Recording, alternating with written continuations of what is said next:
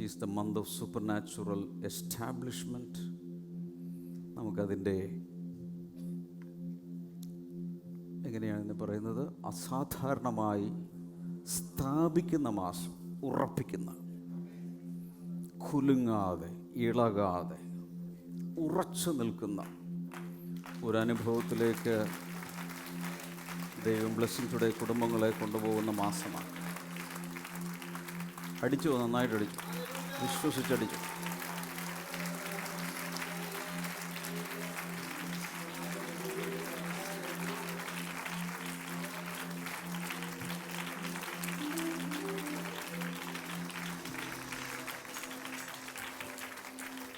ഇളകിപ്പോകാനോ പതറിപ്പോകാനോ സാധ്യമല്ലാത്ത രീതിയിൽ കർത്താവ് എല്ലാവരെയും വേരൂന്നി നിർത്തുന്ന ഒരനുഭവത്തിലേക്ക് നടത്തും. അതിൻ്റെ പ്രഖ്യാപനങ്ങളിലേക്ക് പോവുകയാണ്. മൈക്കുള്ളവരൊക്കെ ഒന്ന് എടുക്കുക. ജൂണിലെ പ്രാവചനിക പ്രഖ്യാപനം. വായ് തുറക്കുക. അംബ്രോസ് ബ്രദറിനോട് ചേർന്ന് 1 2 3. ഈ മാസം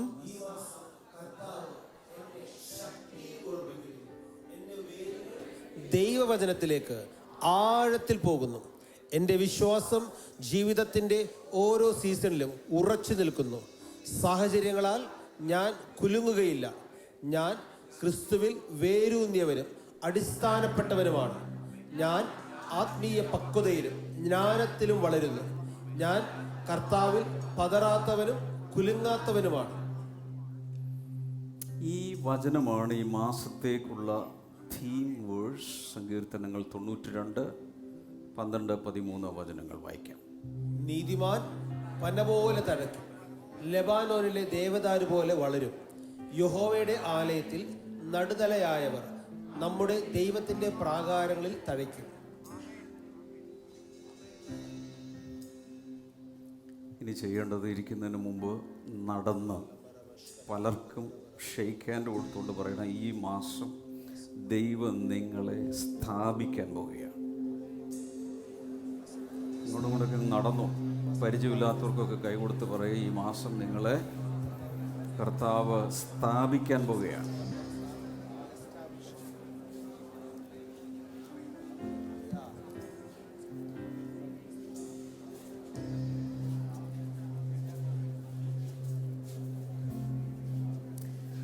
പറയാവുന്ന ഇടത്തോളം ആളുകളോട് പറഞ്ഞു കഴിഞ്ഞ് തൃപ്തിയായാൽ ഇരിക്കാം.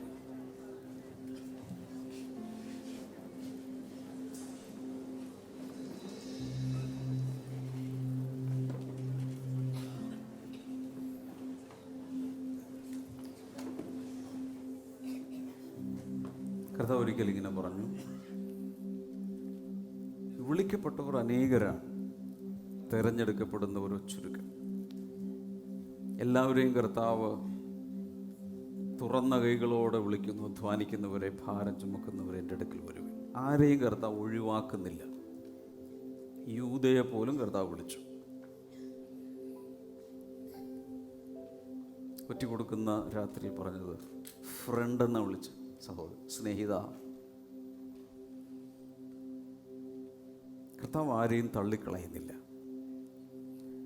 ദൈവം എല്ലാവരെയും കൃപയിലും വിശ്വാസത്തിലും ആത്മീയ ജീവിതത്തിലും ഉറപ്പിച്ചു നിർത്താൻ ആഗ്രഹിക്കുന്നു. മറ്റൊരിക്കൽ കർത്താവ് ഇങ്ങനെ പറഞ്ഞു, എൻ്റെ പിതാവ് നട്ടിട്ടില്ലാത്ത വൃക്ഷമൊക്കെയും വേരോടെ പറഞ്ഞു പോകും.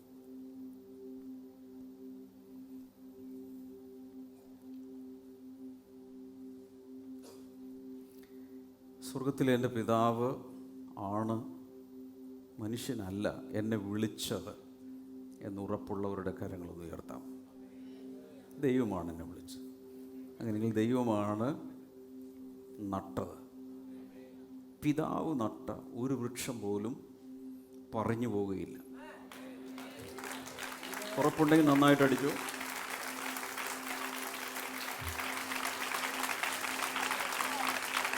വലിച്ചടിക്കും.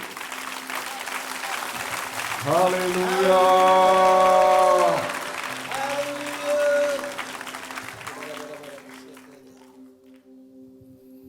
പറിക്കാൻ പലരും ആയുധങ്ങളുമായിട്ടൊക്കെ വരും, പക്ഷെ പറിച്ചു കളയാൻ പറ്റില്ല. ആരുടെയൊക്കെയോ കർത്താവ് പിടിച്ചു നിൽക്കാൻ പറ്റുമോ എന്നൊക്കെ ഉള്ളിൽ അങ്കലാപ്പുള്ളവരോട് പരിശുദ്ധാത്മാവിൻ്റെ ശബ്ദമാണ്. നിന്നെ പറിച്ചു കളയാൻ ഒരു കരങ്ങൾക്കും സാധ്യമല്ല.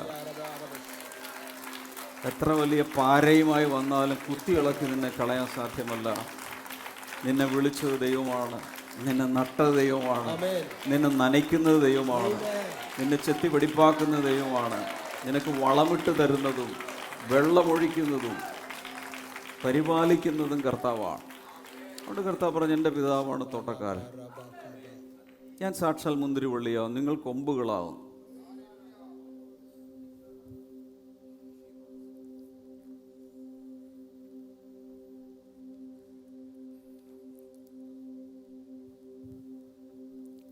ഈ ജൂൺ മാസത്തിൽ തൻ്റെ ഓരോ പൈതലിനെയും പരിശുദ്ധാത്മാവ്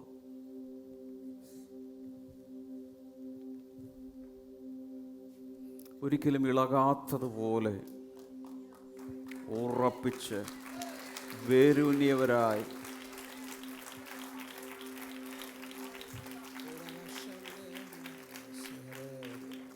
സൂപ്പർ നാച്ചുറൽ എസ്റ്റാബ്ലിഷ്മെൻറ്റ്, അസാധാരണമായി സ്ഥാപിക്കുന്ന മാസമെന്ന് പറയുമ്പോൾ അതിൻ്റെ അർത്ഥം സ്റ്റെബിലിറ്റി ഇൻ അൺസ്റ്റേബിൾ ടൈംസ്. നമ്മൾ വല്ലാതെ മാനസികമായി പിടിച്ചു ഉലയ്ക്കുന്ന സന്ദർഭങ്ങൾ വന്നാലും കർത്താവ് നമ്മളെ അവിടെ എന്ത് ചെയ്യും? ഉറപ്പിച്ചു.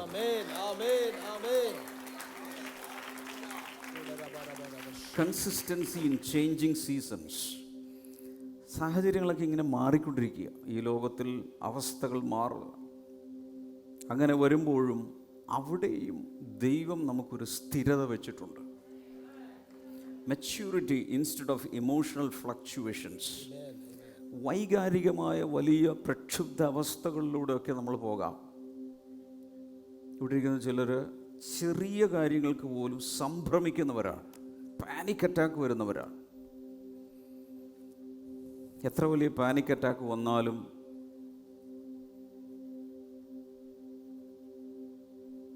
നീ ഇരിക്കുന്നത് അവൻ്റെ വലങ്കയിലാണ്.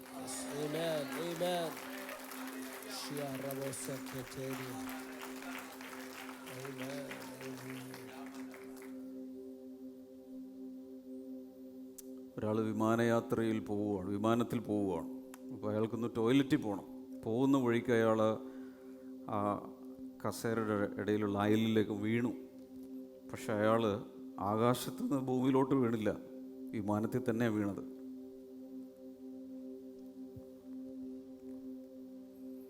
എന്തെങ്കിലും സംഭവിച്ചാൽ ഓർക്കുക, നീ അവൻ്റെ കയ്യിലേക്കാണ് വീഴുന്നത്.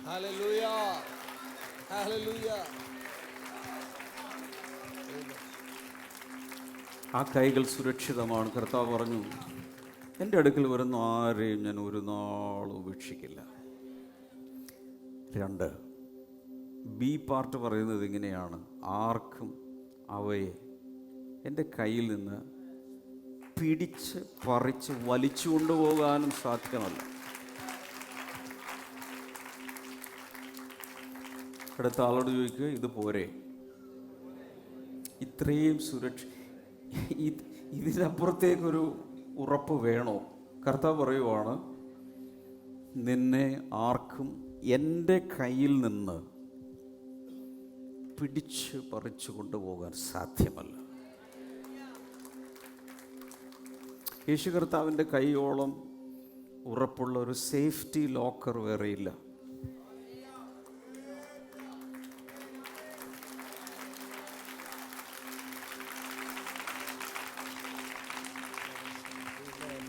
Hallelujah. Amen. Hallelujah. Thank you, Lord. Thank you, Lord. Thank you, Lord. Your stability is proven in adverse circumstances.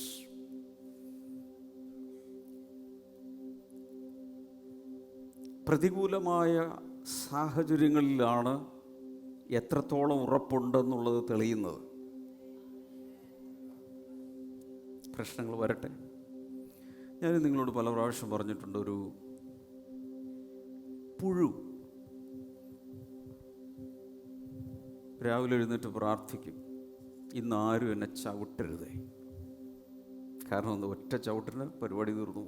ഒരു പുഴുവിനെ ചവിട്ടിയാൽ അതോടെ തീർന്നില്ല. അറിയാതെ ചവിട്ടിയാലും തീരും, മനഃപൂർവ്വം ചവിട്ടേണ്ട ആവശ്യമില്ല. അപ്പം രാവിലെ എഴുന്നേറ്റ് പ്രഭാത പ്രാർത്ഥനയാണ്. പുഴുവിൻ്റെ പ്രഭാത പ്രാർത്ഥന എന്താണ്? ദൈവമേ, ഇന്നാരും എന്നെ അറിയാതെ പോലും ഒന്ന് ചവിട്ടല്ലേ, ആരും എന്നെ തട്ടല്ലേ, ഞാൻ തീർന്നു പോകും. പക്ഷെ കർത്താവ് പറഞ്ഞു, പുഴുവായ യാക്കോബേ, ഞാൻ നിന്നെ മെതിവണ്ടിയാക്കി മാറ്റും. മെതിവണ്ടിയുടെ ഇന്നത്തെ രൂപമാണ് JCB, ബുൾഡോസർ. ബുൾഡോസർ രാവിലെ എഴുന്നേറ്റ് പ്രാർത്ഥനയുണ്ട്, ദൈവമേ, ഇന്ന് എനിക്ക് ഇടിച്ചു പൊളിക്കാൻ ഒരു പർവ്വതത്തെ തരണേ, അല്ലെങ്കിൽ എനിക്ക് ജോലിയില്ല, ഐ ആം അൺഎംപ്ലോയിഡ്.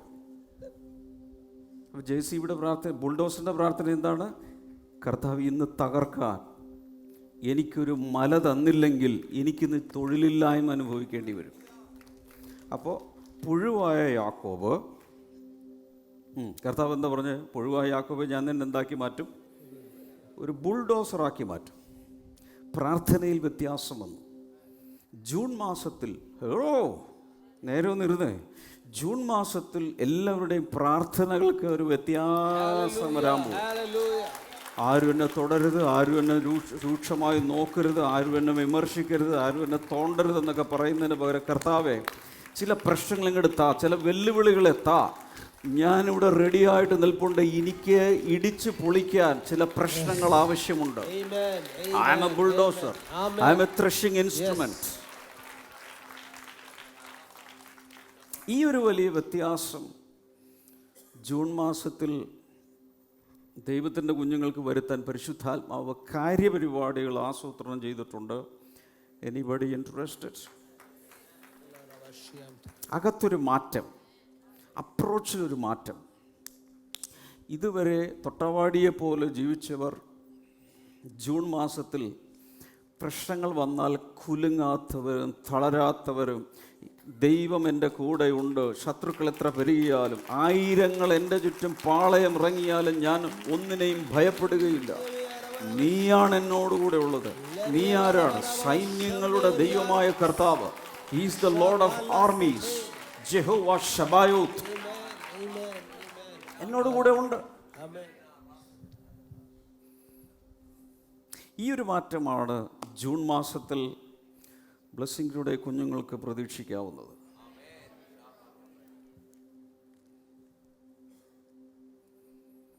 കരങ്ങൾ ഉയർത്തി ഒരു നിമിഷം പ്രാർത്ഥിക്കാം. കർത്താവ്, എന്നെ പണിയണമേ. എൻ്റെ ഈ തൊട്ടാവാടി സ്വഭാവമൊക്കെ ഒന്ന് മാറ്റി ഉൾക്കരുത്തുള്ള, ഇമോഷണലി സ്ട്രോങ് ആയി എന്നെ ഒന്ന് പണിയണമേ അപ്പാ.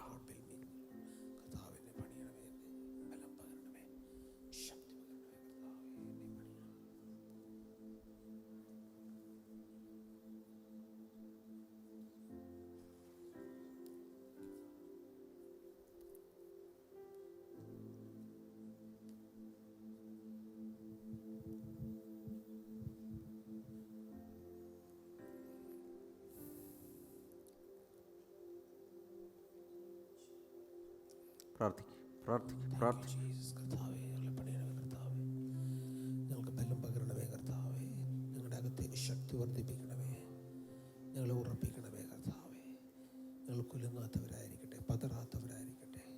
ഞങ്ങളുടെ അകത്ത് ബലം വർദ്ധിക്കട്ടെ കർത്താവേ.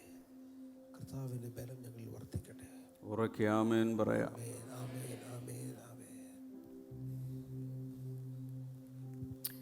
പരിശുദ്ധാത്മാവ് നമ്മുടെ ഇടയിലും നമ്മിലും വസിക്കുന്നു.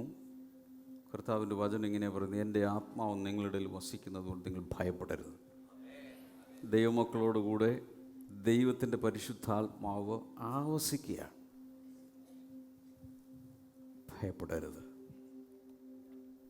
വർഷങ്ങൾക്ക് മുമ്പ്, സിറ്റി ഞാൻ പറയുന്നില്ല, കൺട്രി ഞാൻ പറയുന്നില്ല, അതിഭയങ്കരമായൊരു കൊടുങ്കാറ്റടിച്ചിട്ട് 8,000 പേരാണ് മരിച്ചത്. ചരിത്രത്തിലുണ്ടായതാണ്, കെട്ടുകഥയല്ല. 8,000 പേര് ഒരു കൊടുങ്കാറ്റിൽ മരിച്ചു. കെട്ടിടങ്ങൾ തകർന്നു വീണു, ഒത്തിരി വൃക്ഷങ്ങൾ കടപുഴകി. ആ ദേശത്തിൻ്റെ ഷേപ്പ് പോലും മാറിപ്പോയി. എന്നാൽ അവിടെ ഒരു കൂട്ടം ഓക്കുമരങ്ങൾ ഒരു പ്രശ്നമില്ലാതെ ഇങ്ങനെ തല ഉയർത്തി നിന്നു. അത് കാറ്റിൽ ഇങ്ങനെ വളഞ്ഞാടി ഇങ്ങോട്ടും അങ്ങോട്ടൊക്കെ. പക്ഷേ കടപുഴകി വീണില്ല. അതിനെ അപ്രൂട്ട് ചെയ്യാൻ പറ്റിയില്ല. കാരണം ഓക്കുമരങ്ങളുടെ പ്രത്യേകത, താഴേക്ക് വേരിറങ്ങുമ്പോൾ ഒന്ന് ആഴത്തിലേക്കും വിസ്താരത്തിലേക്കും പോകും. രണ്ട്, അടുത്ത് നിൽക്കുന്നൊരു ഓക്കുമരത്തിൻ്റെ വേരും ഇവിടെ നിൽക്കുന്നൊരു ഓക്കുമരത്തിൻ്റെ വേരും കൂടെ കെട്ട് പിണഞ്ഞ് താഴേക്കിറങ്ങും. ഇതെല്ലാം കൂടി വന്നു കഴിയുമ്പോൾ ആ പ്രദേശം മുഴുവൻ വേര് വിസ്താരത്തിലും ആഴത്തിലും പോയിട്ടൊരു ഭയങ്കരമായ റൂട്ട് സിസ്റ്റം ഉണ്ടായിരിക്കും. അങ്ങോട്ടും ഇങ്ങോട്ടും ഇത് ഇൻ്റർ കണക്റ്റഡ് ആണ് വേരുകൾ. അതാരും കാണുന്നില്ല മുകളിൽ. അതുകൊണ്ട് ഇത്ര വലിയ കൊടുങ്കാറ്റിൽ ഇത്ര വലിയ നാശനഷ്ടം ഉണ്ടായിട്ടും ഈ ഓക്കുമരങ്ങൾ അതുപോലെ തന്നെ അവിടെ പിടിച്ച് നിന്നു. ഇത് ചരിത്രമാണ്. ആ ഓക്കുമരം ആരാണെന്ന് ഞാൻ കാണിച്ചു തരാം. സങ്കീർത്തനങ്ങൾ 1:3 നോക്കാം. സങ്കീർത്തനങ്ങൾ 1:3 That person is like a tree planted by streams of water, which yields its fruit in season and whose leaf does not wither. Whatever they do prospers. അവൻ ആറ്റരികത്ത് നട്ടിരിക്കുന്നതും തക്കകാലത്ത് ഫലം കായ്ക്കുന്നതും ഇല വാടാത്തതുമായ വൃക്ഷം പോലെ ഇരിക്കും. അവൻ ചെയ്യുന്നതൊക്കെയും സാധിക്കും. ആ ഓക്കുമരമാണ് ഇവിടെ ഇരിക്കുന്നത്.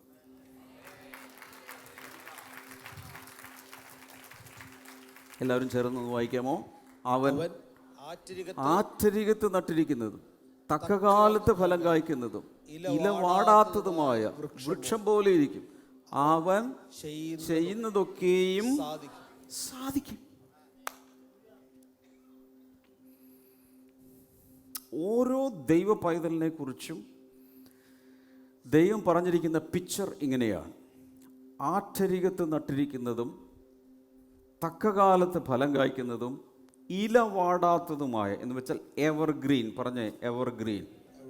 എപ്പോഴും പച്ചിപ്പായി നിൽക്കുന്ന ഉണക്കില്ലാത്ത ഒരു വൃക്ഷമാണ് ഒരു ദൈവത്തിൻ്റെ പൈതൽ. Amen. Amen. Amen. Thank you, Lord. Thank you, Jesus. Hallelujah. Hallelujah.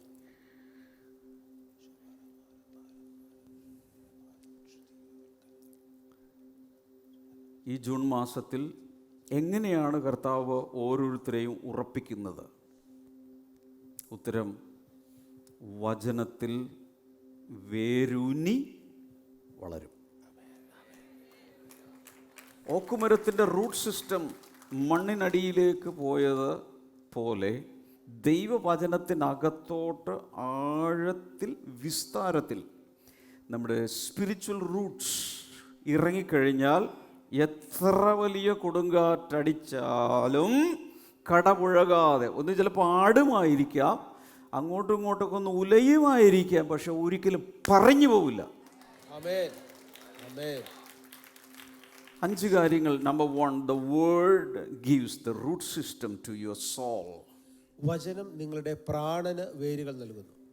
വചനമാണ് നിങ്ങളുടെ സോളിന്, പ്രത്യേകിച്ച് മൈൻഡ്, നിങ്ങളുടെ മനസ്സിന് വേരുകൾ നൽകുന്നത്. യിരെമ്യാവിൻ്റെ പുസ്തകം 17:7-8. എല്ലാവരും ചേർന്ന് യഹോവയിൽ ആശ്രയിക്കുകയും യഹോവ തന്നെ ആശ്രയമായിരിക്കുകയും ചെയ്യുന്ന മനുഷ്യൻ ഭാഗ്യവാൻ. അപ്പോൾ ഇംഗ്ലീഷിൽ ഭാഗ്യം, ഇത് ഭാഗ്യക്കുറിയല്ല. ഭാഗ്യവാൻ എന്ന് പറഞ്ഞാൽ ബ്ലെസ്ഡ് എന്നാണ്. അനുഗ്രഹീതൻ, അനുഗ്രഹിക്കപ്പെട്ടവൻ. ആരാണ് ഈ ഭൂമിയിൽ അനുഗ്രഹിക്കപ്പെട്ടിരിക്കുന്നത്? ദൈവത്തിൽ ആശ്രയിക്കുകയും ദൈവം തന്നെ ആശ്രയമായിരിക്കുകയും ചെയ്യുന്ന ഒരു വ്യക്തി ഇതിനകത്തിരിപ്പുണ്ടെങ്കിൽ യു ആർ കോൾഡ് ബ്ലെസ്ഡ്. നീ അനുഗ്രഹിക്കപ്പെട്ടവനാണ്.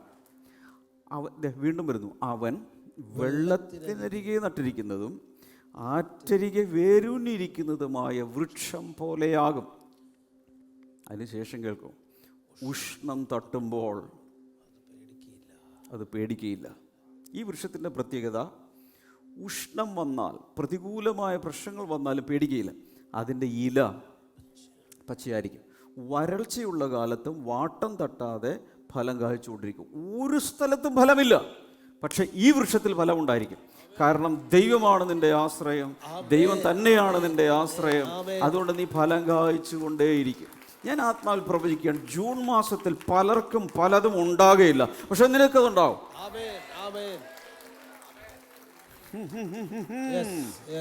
ഞാനാ പറയുന്നത് യേശുവിൻ്റെ നാമത്തിൽ പറയുന്നു, ആത്മാഭിഷേകത്തിൽ പറയുന്നു. ജൂൺ മാസത്തിൽ പലർക്കും പലതും കാണുകയില്ല, വയ്യ, പലതും പറയും. പക്ഷെ നിനക്കത് ഉണ്ടാവും. കാരണം ഉഷ്ണം തട്ടുമ്പോൾ നീ പേടിക്കുകയില്ല. വരൾച്ചയുള്ള കാലത്ത് വാട്ടം തട്ടാതെ ഫലം കായ്ച്ചുകൊണ്ടിരിക്കും. കൈകൾ ഉയർത്തി പ്രാർത്ഥിക്കാം. എല്ലാവരും പ്രാർത്ഥിക്കാം. വാ തുറന്ന് പ്രാർത്ഥിക്കാം. ഉച്ചത്തിൽ പ്രാർത്ഥിക്കാം. ഉറക്കെ പ്രാർത്ഥിക്കാം. ലജ്ജയില്ലാതെ പ്രാർത്ഥിക്കാം. കർത്താവേ, ഈ ഒരു രീതിയിൽ ഇങ്ങനൊരു വൃക്ഷമാക്കി, ഫലവൃക്ഷമാക്കി എന്നെ മാറ്റണം. എത്ര വലിയ പ്രതികൂലം വന്നാലും ഭയപ്പെടാതെ, ഉഷ്ണം തട്ടിയാൽ വാടാതെ ഭയപ്പെടാതിരിക്കുന്ന ഒരു ഫലവൃക്ഷമാക്കി എന്നെ മാറ്റണം. വാ തുറക്കുക. പ്രാർത്ഥിക്കുക.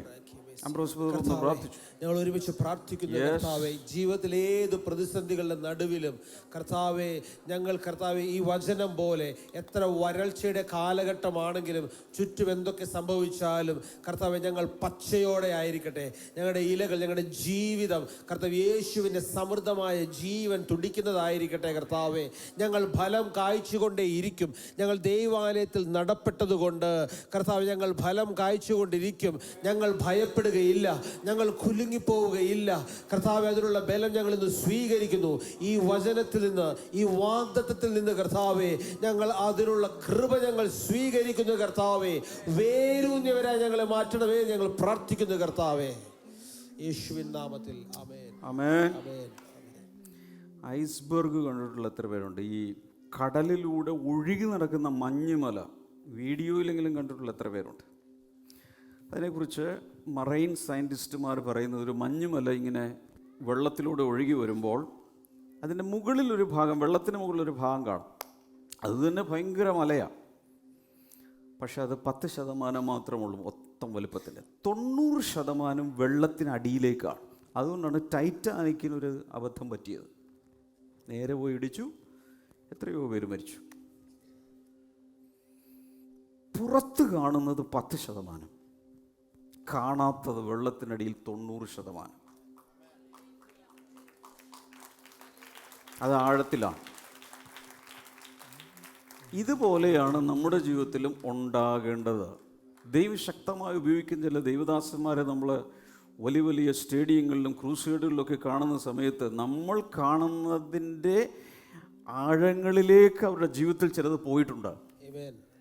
എന്താണെന്ന് ഞാൻ പറയാം. അനേകം മണിക്കൂറുകളിൽ ദൈവവചനവുമായി ദൈവസന്നിധിയിൽ ഇരിക്കുന്നതും ഉപവസിക്കുന്നതും പ്രാർത്ഥിക്കുന്നതും വാതിലടച്ച ദൈവസന്നിധിയിൽ മുട്ടിന്മേൽ വീണ് കിടക്കുന്നതും കരയുന്നതും കർത്താവിൻ്റെ സന്നിധിയിൽ ഇൻവെസ്റ്റ് ചെയ്യുന്ന നിരവധി മണിക്കൂറുകൾ, മാസങ്ങൾ, അതൊന്നും പൊതുജനമാരും കാണുന്നില്ല. അവരാകെ കാണുന്നത് സ്റ്റേജിൽ വരുന്നതോ അല്ലെങ്കിൽ അവരിലൂടെ നടക്കുന്ന പ്രവൃത്തികളോ മാത്രമാണ്. എന്നാൽ ആഴങ്ങളിലേക്ക് ചിലത് പോയിട്ടുണ്ടെങ്കിൽ മാത്രമേ ഇത്രയും പുറത്ത് വെളിപ്പെടുകയുള്ളൂ. കൈകൾ ഉയർത്തി പ്രാർത്ഥിക്കുക. ഓരോന്നും പിടിച്ചെടുക്കണം. ഇടയ്ക്കിടയ്ക്ക് പ്രാർത്ഥിക്കാൻ പറയുന്നത് പ്രസംഗിച്ച് വിട്ടു പോകാതെ സ്വന്തം ജീവിതത്തിൽ അതൊക്കെ ഉണ്ടാവണ്ടേ. പ്രാർത്ഥിക്കുക. സഹായിക്കണമേ. ഞങ്ങൾ ആഴമുള്ളവരായി മാറട്ടെ കർത്താവേ. യേശുവിൽ ആഴത്തിൽ ഞങ്ങൾ വളരട്ടെ.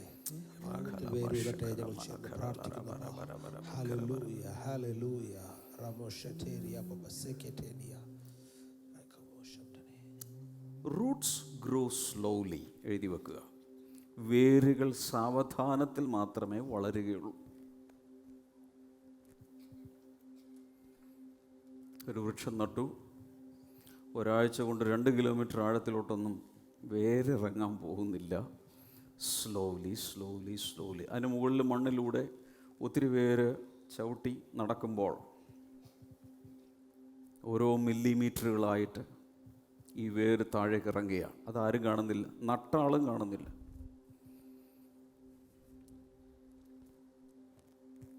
പക്ഷെ വൃക്ഷത്തിനറിയാം പതുക്കെ എന്തോ താഴേക്ക് ഇറങ്ങുന്നുണ്ട്.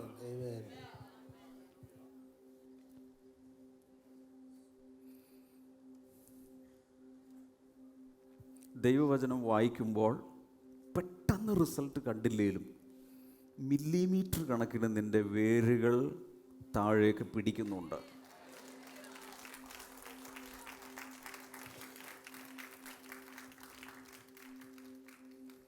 ഓരോ പ്രഭാതത്തിലും ദൈവസന്നിധിയിൽ ഇരിക്കുമ്പോൾ, വചനം ധ്യാനിക്കുമ്പോൾ, പഠിക്കുമ്പോൾ നമ്മളറിയാതെ ആത്മീയമായ വേരുകൾ പടർന്നുകൊണ്ടിരിക്കുകയാണ്. Yes. Amen. Amen. ചില മാസങ്ങൾ കഴിയുമ്പോൾ, വർഷങ്ങൾ കഴിയുമ്പോൾ പെട്ടെന്ന് ആർക്കും പൊക്കിയെടുക്കാൻ കഴിയാത്ത രീതിയിൽ ഈ വേരുകൾ വചനത്തിനകത്തേക്ക് വളർന്നിട്ടുണ്ടായിരിക്കും. Amen.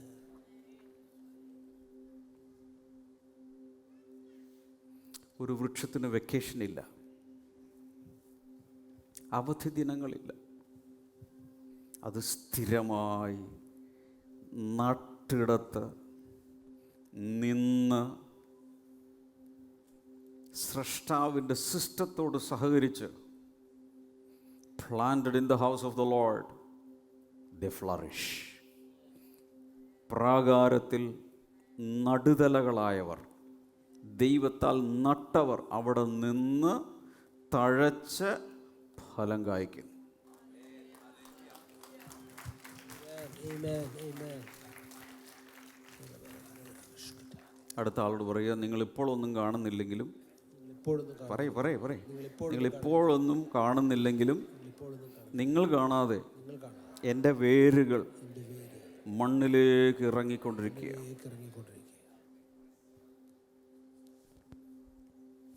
Number 2, dwell in the word to develop your root system. നിങ്ങളുടെ വേരുകൾ വികസിപ്പിക്കുന്നതിന് വചനത്തിൽ ഉറച്ചു നിൽക്കുക. നിങ്ങളുടെ വേരുകൾ വികസിപ്പിക്കേണ്ടതിന് വചനത്തിൽ ഉറച്ചു നിൽക്കുക. dwell in the word, വചനത്തിൽ വസിക്കുക. എന്തിന്?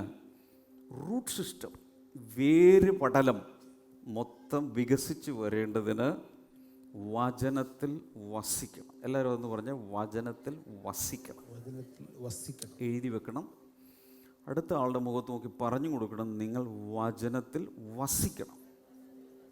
വചനത്തിൽ വസിക്കണം. വചനത്തിൽ വസിക്കണം. ബൈബിൾ വായിക്കുന്നവരൊന്ന് കൈ ഉയർത്താമോ? ബൈബിൾ വായിക്കുന്നതും ബൈബിളിൽ വസിക്കുന്നതും രണ്ടും രണ്ടാണ്. ഒത്തിരി ക്രൈസ്തവർ വിശ്വാസികളൊക്കെ ബൈബിൾ വായിക്കുന്നവരാണ്. രാവിലെ വായിക്കും, ചിലപ്പോൾ വൈകിട്ട് വായിക്കും, ഉച്ചയ്ക്ക് ലഞ്ച് ബ്രേക്കിൻ്റെ സമയം കിട്ടിയാൽ ചിലപ്പോൾ വായിക്കും. ഇപ്പോൾ മൊബൈലിലുള്ളതുകൊണ്ട് ഇടയ്ക്കൊക്കെ വായിക്കാൻ പറ്റും. ബൈബിൾ വായന എന്ന് പറയുന്നത് വേറൊരു സാധനമാണ്. വചനത്തിൽ വസിക്കുക എന്ന് പറയുന്നത് മറ്റൊരനുഭവമാണ്. ജൂൺ മാസത്തിൽ ദൈവവചനത്തിൽ വസിക്കാൻ താല്പര്യമുള്ളവരുണ്ടെങ്കിൽ വലതുകരം കർത്താവിനെ കാണിച്ചു കൊടുക്കുക. കർത്താവെ, വചനത്തിൽ വസിക്കാൻ എനിക്ക് ആഗ്രഹമാണ്. വ്യത്യാസം പറഞ്ഞു തരാം. ഒരു ഹോട്ടലിൽ നിങ്ങൾ ചെന്നു. ഹോട്ടലിൽ ചെല്ലുമ്പോൾ അവരാദ്യം നമുക്ക് തരുന്നത് എന്താണ്? പച്ചവെള്ളം, വെള്ളം തരും ചില സ്ഥലത്ത്. അതിൻ്റെ കൂടെ ഒരു പുസ്തകം തരുമല്ലോ, അതിൻ്റെ പേരെന്താണ്? മെനു. മെനു എന്ന് പറഞ്ഞൊരു സാധനം. എന്തൊക്കെയുണ്ട്? സ്റ്റാർട്ടേഴ്സ് എന്താണ്, മെയിൻ കോഴ്സ് എന്താണ്, പിന്നെ ഡെസേർട്ട്സ് എന്താണ്, ഡ്രിങ്ക്സ് എന്താണ്, ഇതെല്ലാം എഴുതിയിട്ടുണ്ട്. ചില സ്ഥലത്തൊക്കെ വലിയ പുസ്തകമാണത്. ഞാനതിനെ വിളിക്കുന്നത് സിലബസ് എന്നാണ്. ഇപ്പോൾ ഹോട്ടലിൽ ചെല്ലുമ്പോൾ അതിൻ്റെ സിലബസ് കൈ കിട്ടും. അത് നമ്മളിരുന്ന് വായിച്ച് പഠിക്കണം. സിലബസ് ആദ്യം മുതൽ അവസാനം വരെ മൊത്തം വായിച്ചാലും വിശപ്പ് മാറുമോ? സത്യം പറ, വിശപ്പ് മാറുമോ? മെനു മുഴുവൻ വായിച്ചു, വിശപ്പ് മാറുമോ? ഇല്ല. വിശപ്പ് മാറണമെന്നുണ്ടെങ്കിൽ അതിൽ പറഞ്ഞിരിക്കുന്നത് ചിലത് ഓർഡർ ചെയ്ത് പ്ലേറ്റിൽ മുമ്പിൽ വന്ന് എടുത്ത് കഴിക്കണം. അപ്പോൾ മാത്രമേ വിശപ്പ് മാറൂ. ഇതുപോലെ പലരും ബൈബിൾ ഇങ്ങനെ വായിച്ചു പോകുകയാണ്, ഭക്ഷിക്കുന്നില്ല. ഭക്ഷിച്ചാൽ മാത്രമേ നറിഷ്മെൻ്റ് ഉണ്ടാവുകയുള്ളൂ, അകത്ത് വിശപ്പടങ്ങൂ, അപ്പോഴേ ആരോഗ്യം വരികയുള്ളൂ. അതുകൊണ്ട് ചുമ്മാ ബൈബിൾ വായിക്കുന്ന പരിപാടി ഈ മാസം നിർത്തണം. പകരം എന്ത് ചെയ്യും? ഞാൻ എപ്പോഴും പറയുന്ന, മോർണിംഗ് ഗ്ലോറിയിലൊക്കെ എപ്പോഴും പറയുന്നൊരു കാര്യമാണ്, വചനം വായിക്കുകയല്ല വേണ്ടത്, വചനം തിന്നുകയാണ് വേണ്ടത്. മനുഷ്യപുത്ര, ഈ പുസ്തകം തിന്നുക. വായിക്കാനാണോ പറഞ്ഞത്? നീ തിന്നാൻ പറഞ്ഞു. ഇഡ്ഡലി ഇഷ്ടമുള്ള എത്ര പേരുണ്ട്? രാവിലെ ഇഡ്ഡലി കഴിക്കാൻ ഇഷ്ടമുള്ള എത്ര പേരുണ്ട്? ഈ ഇഡ്ഡലിക്കാർ പറയാം ദോശ, മസാല ദോശ, പുട്ട്. എൻ്റെ കൂടെ ആരെങ്കിലും ഉണ്ടോ? ഉണ്ട്. ഇങ്ങനെ പലതും, നമ്മുടെ ബ്രേക്ക്ഫാസ്റ്റിന് പലതുമാണ് നമുക്ക് ആവശ്യം. ആത്മാവിനും ഇതുപോലെ ചിലത് ആവശ്യമുണ്ട്. അത് നമ്മൾ മെനു വായിക്കുകയല്ല ചെയ്യേണ്ടത്, പിന്നെന്താണ്? എടുത്ത് ഭക്ഷിക്കുക. മനുഷ്യപുത്ര, ഈ പുസ്തക ചുരുൾ നീ തിന്നുക. ജൂൺ മാസത്തിൽ ദൈവവചനം തിന്നാൻ തുടങ്ങണം. ഹല്ലേലൂയ. നിങ്ങൾക്കൊരു സ്ഥലം വരെ പോകണം, കൊല്ലം വരെ പോകണം. അതിന് വേണ്ടിയിട്ട് നിങ്ങൾ ഗൂഗിൾ മാപ്പ് ഇട്ടു, എല്ലാം നോക്കി. ഈ ഗൂഗിൾ മാപ്പ് നോക്കിക്കൊണ്ടിരുന്നാൽ കൊല്ലത്തെത്തുമോ? കൊല്ലത്തെത്തണമെങ്കിൽ വണ്ടി കയറണം. മുന്നോട്ട് പോയി ആ എത്തണം. അതല്ലാതെ റോഡ് മാപ്പ് വായിച്ചുകൊണ്ടിരുന്നാൽ, കണ്ടുകൊണ്ടിരുന്നാൽ ലക്ഷ്യസ്ഥാനത്തെത്തുകയില്ല. ഇനി നിങ്ങളൊരു ഡോക്ടറെ അടുത്ത് പോയി, നിങ്ങൾക്ക് രോഗത്തിന് മരുന്നിന് വേണം. അപ്പോൾ മരുന്നിൻ്റെ കുറിപ്പടി, പ്രിസ്ക്രിപ്ഷൻ എഴുതി തന്നു. ഈ പ്രിസ്ക്രിപ്ഷൻ ഇങ്ങനെ വായിച്ചുകൊണ്ടിരുന്ന രോഗം മാറുമോ? ഇല്ല. നിങ്ങൾ മെഡിക്കൽ സ്റ്റോറിൽ പോയി, ഫാർമസിയിൽ പോയി മരുന്ന് വാങ്ങി ഡോക്ടർ പറഞ്ഞിരിക്കുന്നത് പോലെ ഭക്ഷണത്തിന് മുമ്പോ ശേഷമോ ഉച്ചക്കോ രാവിലെ വൈകിട്ടോ കിടക്കുന്നതിന് മുമ്പ് കൃത്യമായി കഴിക്കുമ്പോഴാണ് ഇത് മാറുന്നത്. ഒത്തിരി വിശ്വാസികളും ബൈബിൾ എടുത്ത് ഇങ്ങനെ അവിടെ ഇവിടേക്ക് വായിച്ച് വിടുകയാണ്, ഒന്നും ഉള്ളിൽ പോകുന്നില്ല. അതുകൊണ്ടാണ് രോഗം മാറാത്തത്, അതുകൊണ്ടാണ് വ്യത്യാസം വരാത്തത്, അതുകൊണ്ടാണ് ലക്ഷ്യസ്ഥാനത്തെത്താത്തത്.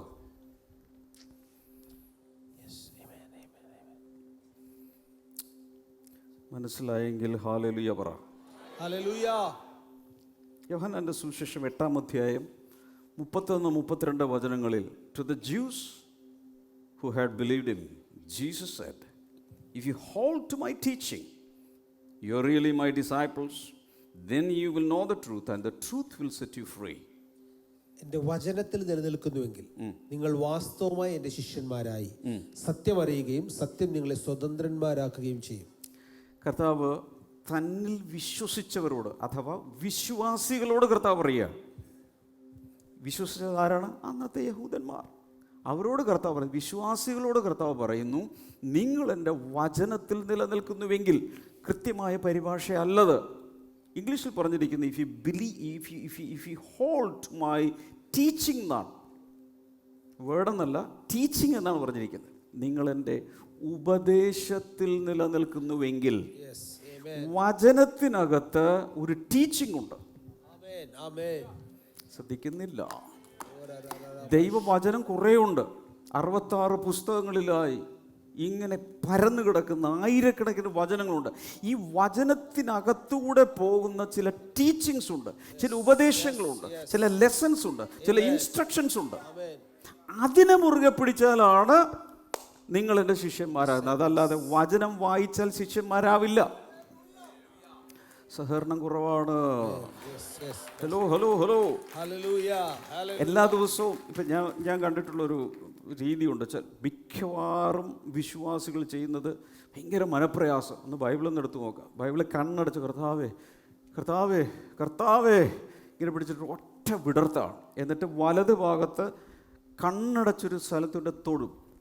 ആ സമയത്ത് കിട്ടുന്നതാണ്, ഇതിനാണ് ഹൊറോസ്കോപ്പിക് റീഡിങ് ഓഫ് ദ ബൈബിൾ എന്ന് പറയുന്നത്. എങ്ങനെയാണ് എൻ്റെ മലയാളം പറഞ്ഞു കൊടുത്തത്? ഹൊറോസ്കോപ്പിക് റീഡിങ് ഓഫ് ദ ബൈബിൾ. തത്തമ്മ ചീട്ടെടുക്കുന്നത്, തത്തമ്മയെ കൊണ്ട് ചീട്ടെടുപ്പിക്കുന്നത്. ഈ തത്തമ്മയെ കൊണ്ട് ചീട്ടെടുപ്പിക്കുന്നത് പോലെ ഒരു ഹൊറോസ്കോപ്പ്, ആ രീതിയിലുള്ളൊരു വചന വായനയാണത്. അങ്ങനെയല്ല ദൈവമക്കൾ ചെയ്യേണ്ടത്. ദൈവമക്കൾ ചെയ്യേണ്ടത് വചനത്തിൽ വേര് ഊന്നി പ്ലാന്റഡായിട്ട് നിൽക്കണം. അതല്ലാതെ ഏതെങ്കിലും ഒരു സാഹചര്യത്തിൽ എന്തെങ്കിലും ഒരു ലക്കി ഡ്രോപ്പ് പോലെ എന്തെങ്കിലും ഒരു സാധനം പിടിച്ചെടുത്ത് അപ്പോഴത്തേക്ക് തൽക്കാലത്തേക്ക് ഒരു മുട്ടുശാന്തിക്ക് വേണ്ടി പിടിച്ചു നിൽക്കുന്നവരല്ല ദൈവത്തിൻ്റെ മക്കൾ. തുടക്കത്തിൽ ഓക്കെ, ഡിസ്കൗണ്ട് തന്നേക്കാം, നോ പ്രോബ്ലം. പക്ഷേ വചനത്തിൽ വളരാൻ സമയമായി, ഉറച്ച വേരുന് നിൽക്കുവാൻ സമയമായിരിക്കുന്നു. Hallelujah, hallelujah.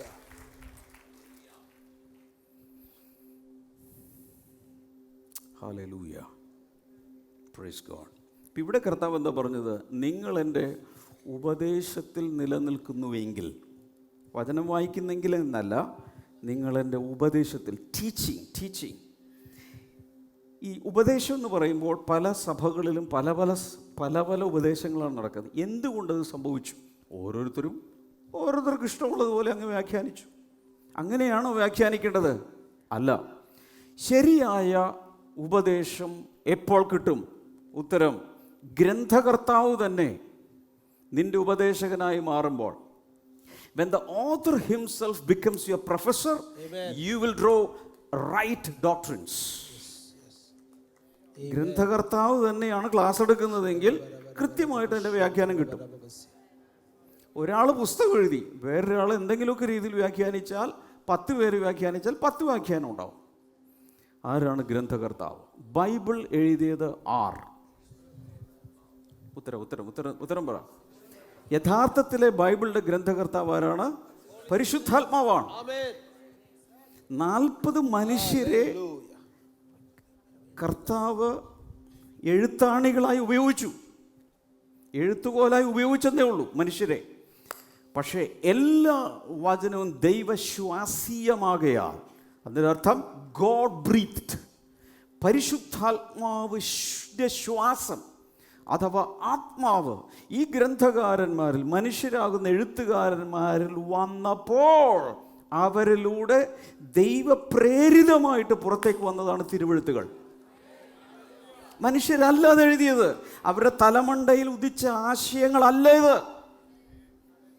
പകരം പരിശുദ്ധാത്മാവാണ് ഇതിൻ്റെ ഗ്രന്ഥകർത്താവ്.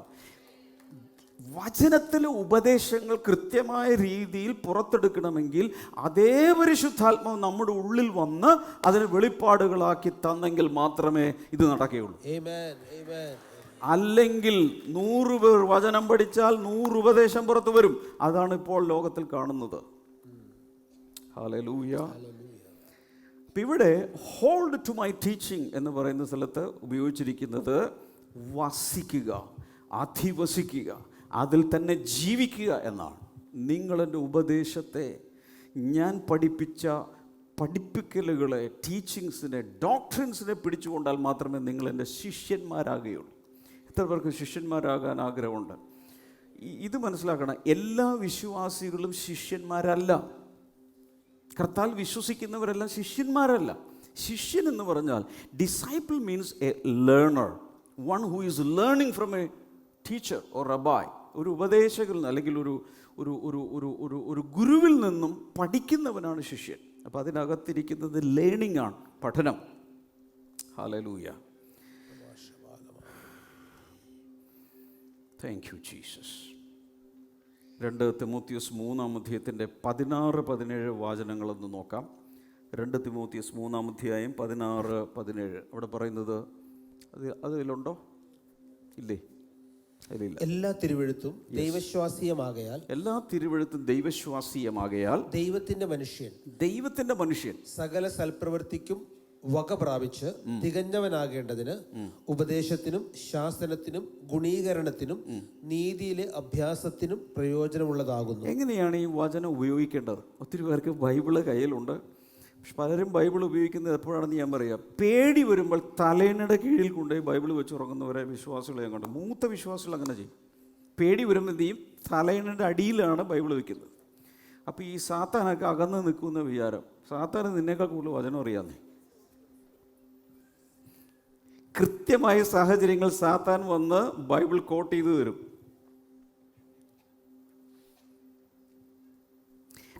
തലേണയുടെ അടിയിൽ കൊണ്ടുപോയി ബൈബിൾ വെക്കുമ്പോഴല്ല സാത്താൻ പോകുന്നത്, വചനം അകത്ത് സ്റ്റോർ ചെയ്തിട്ട് വാ കൊണ്ടത് പറയുമ്പോഴാണ് സാത്താൻ ഓടിപ്പോകുന്നത്.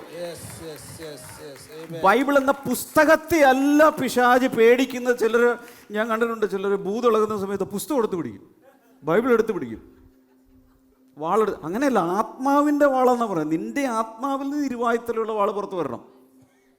ഈ കിതാബിനെ അല്ല പിശാച് പേടിക്കുന്നത്, നിന്റെ അകത്ത് വസിക്കുന്ന വചനത്തെ. 40 ദിവസം ഉപവാസ പ്രാർത്ഥനയിൽ മരുഭൂമിയിൽ ഇരിക്കുന്ന യേശുവിൻ്റെ മുമ്പിൽ പരീക്ഷകൻ വന്ന് 3 പരീക്ഷണങ്ങൾ കൊണ്ടുവരുന്ന സമയത്ത് പരീക്ഷകളുടെ മുമ്പിൽ കർത്താവ് വേറൊന്നും ചെയ്തില്ല. ഇങ്ങനെ എഴുതിയിരിക്കുന്നു, ഇങ്ങനെ എഴുതിയിരിക്കുന്നു, ഇങ്ങനെ എഴുതിയിരിക്കുന്നു. വചനം വ്യക്തമായി പറഞ്ഞപ്പോൾ അവിടെ പറയുന്നു, പിന്നെ പരീക്ഷകൻ അവനെ വിട്ട് മാറി. സാത്താനെ ഓടിക്കാനുള്ള പരിപാടി കുരിശെടുത്ത് പിടിക്കുന്നതല്ല, ബൈബിൾ അടിയിൽ വെക്കുന്നതല്ല, വചനം നിന്റെ വാ കൊണ്ട് പറയുമ്പോൾ സാത്താന് നിന്റെ റൂമിലല്ല, നിന്റെ കോമ്പൗണ്ടിലല്ല, ആ പരിസരത്തുണ്ടാകാൻ സാധ്യമല്ല.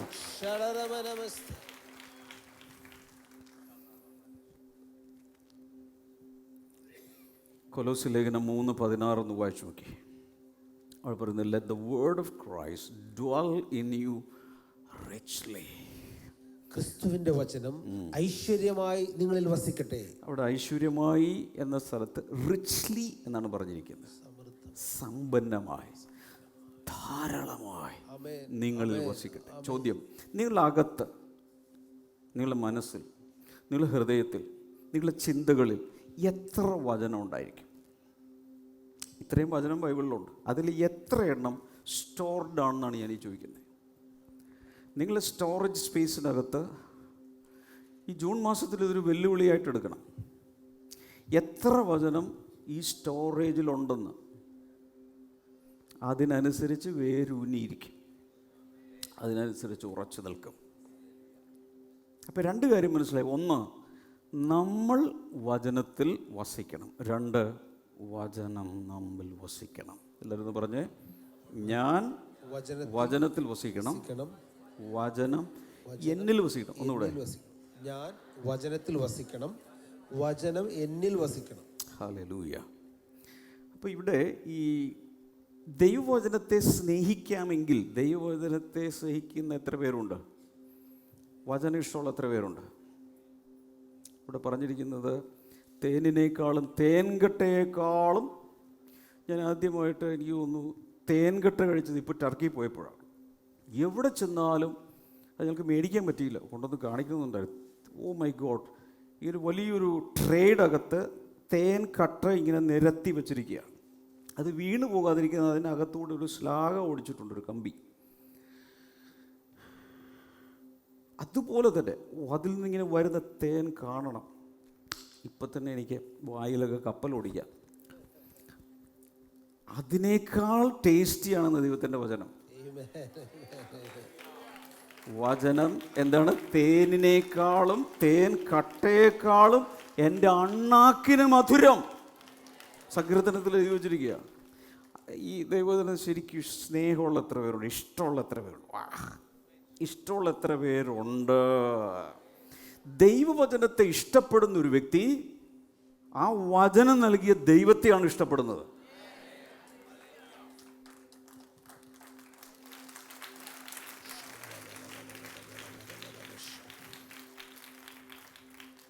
ഹല്ലേലൂയ.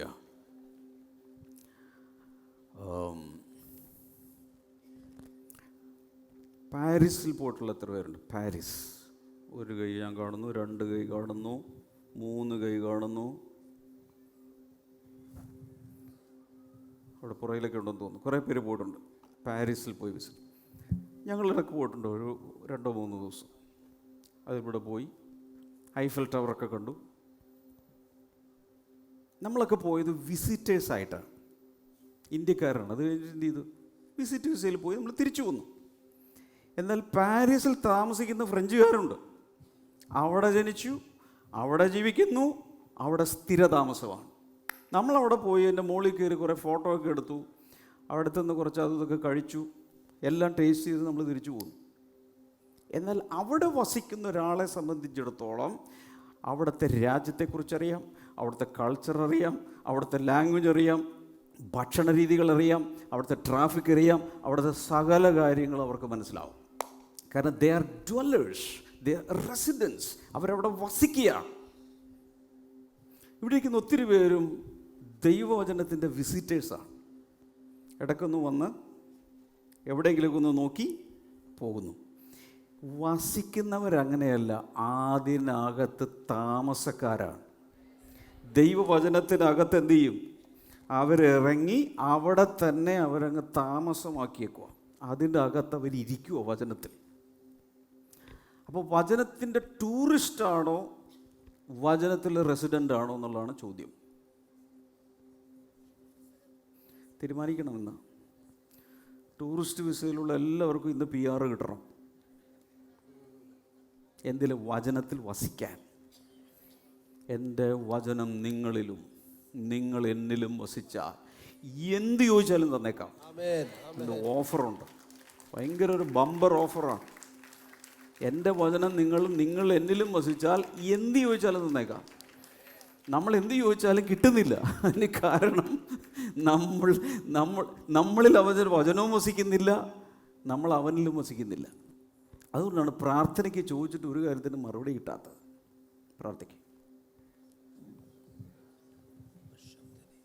ഒരു കൃപയ്ക്ക് വേണ്ടി കർത്താവേ, വചനത്തിൽ വസിക്കാൻ നീ എന്നെ സഹായിക്കണമേ. വചനത്തിൽ വസിക്കാനെങ്കിൽ എന്നെ സഹായിക്കണേ കർത്താവേ. വചനത്തിൽ കർത്താവേ വേരൂന്നുവാൻ സഹായിക്കണമേ. വചനത്തിലെ വിസിറ്റർ അല്ല കർത്താവേ, വചനത്തിലെ സന്ദർശകനായിട്ടല്ല, വചനത്തിൽ താമസക്കാരനാക്കി എന്നെ മാറ്റണേ. അങ്ങനെ ഒന്ന് പ്രാർത്ഥിച്ചു.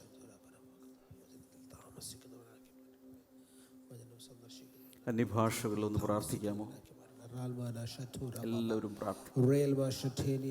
ആ കൃപ എല്ലാവരും റിലീസാവട്ടെ. പ്രാർത്ഥിക്കും. ദൈവവചനത്തിൽ വസിക്കാൻ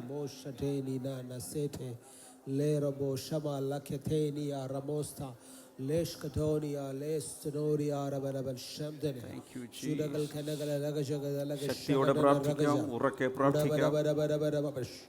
ചുടകജനകജനകജനകജനക ശബ്ദനാധികാരകക്ഷതീരവൽ പ്രവന്ദനെ അൽബ്രസ്തൂരപശ്രീതുനീതകാരകസ്ഥീരകൽക്കനാദിയ ഉടകജനകജനരികതൽ പ്രൗഢമരത്തുനരാധകലകജനരഗത ഷഗർ കഥാർക്കനാദിയാർക്കനാദിയാരവരവസി ഉടവൽ ഭരവര ഔഡവനാദിയാരവശൂരികൽക്കി അത്തിഷാരവസ്തി രഖബ ശഖബ റതടടബ ലേബ്രോസിറ്റേ റേസെ കെറ്റനി പ്രാർത്ഥിക്കുന്നവരുടെ മേൽ കർത്താവ് ഒരു കൃപ റിലീസ് ചെയ്തുകൊണ്ടിരിക്കുക. വചനത്തിൽ താമസിക്കാൻ, വചനത്തിൽ വസിക്കാൻ, അവിടെ നിറങ്ങി പോകാതിരിക്കാൻ, രാത്രിയും പകലും ദൈവത്തിൽ വസിക്കാൻ, രാവും പകലും അവന്റെ ന്യായപ്രമാണത്തെ ധ്യാനിക്കുവാൻ.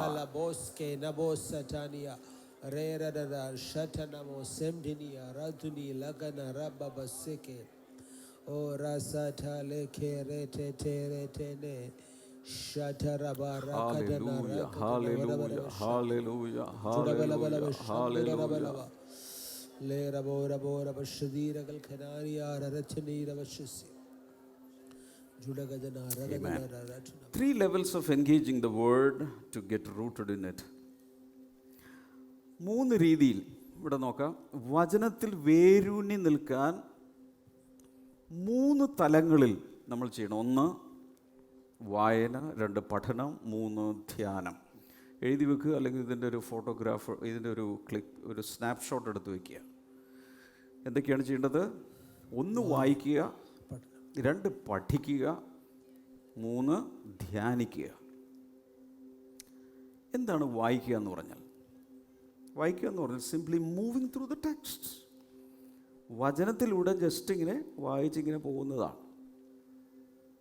പലരും വായനാഭാഗമൊക്കെ വായിച്ചങ്ങ് ഒരു തരത്തിൽ തീർത്തു എന്നൊരു തൃപ്തി വരുത്താൻ വേണ്ടി അങ്ങ് വായിച്ചു വിടുകയാണ്.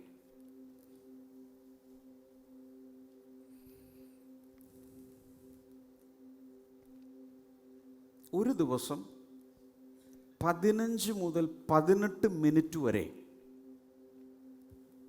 ഒരറ്റം മുതൽ വായിക്കാൻ വേണ്ടി എടുത്താൽ 15 മിനിറ്റ്, മാക്സിമം 18 മിനിറ്റ് എങ്കിലും ഒരു ദിവസം, 24 മണിക്കൂറുണ്ട്, അതിലൊരു 18 മിനിറ്റ് ദൈവവചന ക്രമമായി വായിക്കാൻ എടുത്താൽ 365 ദിവസം കൊണ്ട് മുഴുവൻ വായിച്ചു തരും. ഞാൻ ഇന്നലെ കാൽക്കുലേറ്റ് ചെയ്തു എത്ര വചനങ്ങളുണ്ട്, അതിനെ ഡിവൈഡ് ചെയ്തെല്ലാം നോക്കിയിട്ടാണ് പറഞ്ഞത്. വെറും 15 മുതൽ 18 മിനിറ്റ് വരെ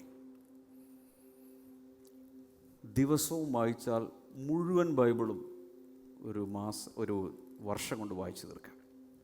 പക്ഷെ അതുപോലും സാധാരണ വിശ്വാസികൾ ചെയ്യാറില്ല. ഏറ്റവും നല്ലത് നിങ്ങളുടെ കയ്യിൽ ലഭിച്ചിരിക്കുന്ന devotional diary, blessing to devotional ഡയറിയിൽ ഓരോ ദിവസത്തെ വായനാ ഭാഗം കൊടുത്തിട്ടുണ്ട്. അത് കൃത്യമായി അങ്ങ് വായിച്ചു പോയാൽ ഒരു ദിവസം കൊണ്ട് മുഴുവൻ ബൈബിളിനെ കുറിച്ചുള്ളൊരു ബിഗ് പിക്ചർ നിങ്ങൾക്കുണ്ടാവും. രണ്ടാമത്തത് studying means digging into the meaning. പഠിക്കുന്ന സമയത്ത് എന്ത് ചെയ്യും? അതിൻ്റെ അർത്ഥം എന്താണ്, അതിൻ്റെ ആഴങ്ങളിലേക്ക് ഇറങ്ങും. മറ്റേത് വായിച്ച് വിടുകയാണ്. സങ്കീർത്തനം വായിച്ചു, എന്ത് മനസ്സിലായി? അതൊന്നും എന്നോട് ചോദിക്കരുത്, പക്ഷെ വായിച്ചു. എന്നാൽ പഠിക്കുന്നൊരു വ്യക്തി, വചനം പഠിക്കുന്നൊരു വ്യക്തി അതിൻ്റെ അർത്ഥം മനസ്സിലാക്കുന്നു. അതാണ് രണ്ടാമത്തെ തലം. മൂന്നാമതൊരു തലമുണ്ട്, മെഡിറ്റേറ്റിംഗ് ദ വേർഡ്, വചനം ധ്യാനിക്കുക. അതെന്താണ്? That is root level work. വചനം ധ്യാനിക്കുന്നൊരു വ്യക്തിക്ക് എന്ത് സംഭവിക്കും? വേരുകൾ താഴേക്ക് ഇറങ്ങാൻ തുടങ്ങും. ജൂൺ മാസത്തിൽ ബ്ലെസ്സിംഗ് ടുഡേയിലെ സകല മനുഷ്യരും ഓൾ അക്രോസ് ദ വേൾഡ് വചനം ധ്യാനിക്കുവാൻ സമയം ഇൻവെസ്റ്റ് ചെയ്യണം. അപ്പോഴാണ് സ്പിരിച്വൽ റൂട്ട്സ് താഴേക്ക് ഇറങ്ങാൻ തുടങ്ങുന്നത്. ഹല്ലേലൂയ. വചനം ധ്യാനിക്കുന്നത് എങ്ങനെയാണ്? ഞാൻ എൻ്റെ എളുപ്പ വഴി എല്ലാവരോടും പറഞ്ഞു തന്നിട്ടുണ്ട്. ആർക്കെങ്കിലും പറയാമോ? വചനം ധ്യാനിക്കാനുള്ള ഏറ്റവും എളുപ്പ വഴി ആർക്ക് പറയാം? ഞാൻ പറഞ്ഞുതരാം. അതിനുവേണ്ടി വിധിക്കപ്പെട്ടവരാണ്. ഒരേ കാര്യം 1000 പ്രാവശ്യം പ്രസംഗിക്കാനായിട്ട് വിധിക്കപ്പെട്ടവരാണ് ഞങ്ങൾ. No problem. വചനം ധ്യാനിക്കാനുള്ള ഏറ്റവും എളുപ്പ വഴി. എത്ര പേർക്ക് വറീഡാകാൻ അറിയാം? ഇങ്ങനെ ഇതെന്നെ പറഞ്ഞ ആകുലപ്പെടാൻ. അയ്യോ അയ്യോ അയ്യോ അയ്യോ, അങ്ങനെ എത്ര പേർക്കറിയാം? ആ സമയത്ത് എന്താ ചെയ്യുന്നത്? ആ സമയത്ത് ഇത്രേ ഉള്ളൂ, ഒരേ കാര്യം തന്നെ, എന്തോ വരാൻ പോകുന്നു എന്ന് ചിന്തിച്ച് പിന്നെ അത് കുഴപ്പമില്ല സിസ്റ്ററെ, എന്നാലും ബ്രദറെ അയ്യോ എനിക്ക് പേടിയാവുന്നു. അതേ കാര്യം തന്നെ വീണ്ടും ചിന്തിച്ചുകൊണ്ടിരിക്കുന്നു. അത് തന്നെ എന്ത് ചെയ്യുക? അത് സ്റ്റോപ്പ് ചെയ്തിട്ട് വചനം എടുത്തിട്ട് അത് തന്നെ ചിന്തിച്ചുകൊണ്ടിരിക്കുക. അതാണ് ധ്യാനം. ഹല്ലേലൂയ. ഈസി. നെഗറ്റീവായി കാര്യം ചെയ്യുന്നതിന് പകരം പോസിറ്റീവായിട്ട് ചെയ്തു, ഇത്രേ ഉള്ളൂ വ്യത്യാസം. അപ്പം നന്നായിട്ട് ആകുലപ്പെടാൻ അറിയാവുന്ന എല്ലാവർക്കും നന്നായിട്ട് ധ്യാനിക്കാനും അറിയാം. മനസ്സിലാകാത്ത പോലെ ഇരിക്കുവാണ്. ഞാൻ ഇവിടെ പറയാം. നന്നായിട്ട് ആകുലപ്പെടാൻ അറിയാവുന്ന എല്ലാവർക്കും നന്നായിട്ട് വചനം വായിക്കുവാനുള്ള ക്വാളിഫിക്കേഷൻ ഉണ്ടെന്ന്.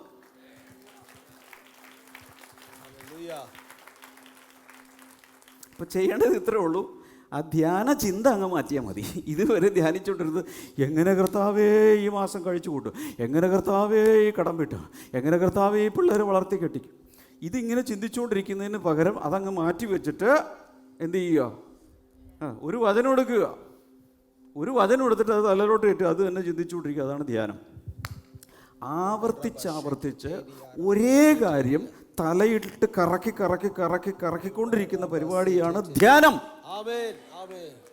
സിമ്പിൾ.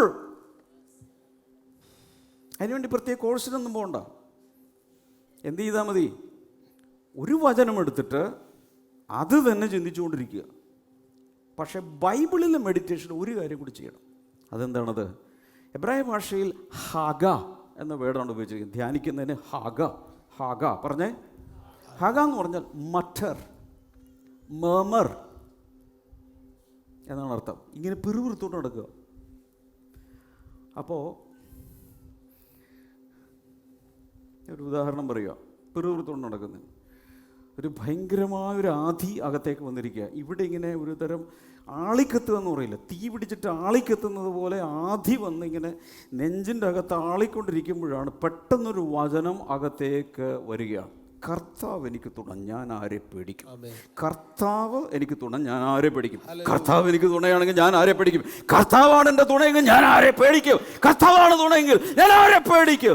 കർത്താവ് എനിക്ക് തുണയായിട്ടുണ്ടെങ്കിൽ ഞാൻ എന്തിനെ പേടിക്കും എന്ന് അടുക്കളയിൽ മൊത്തം പറഞ്ഞുകൊണ്ട് നടന്നാൽ അതാണ് ശരിയായ ധ്യാനം.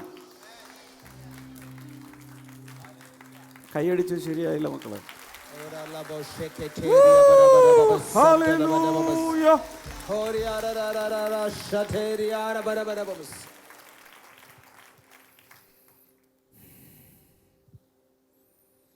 Hallelujah.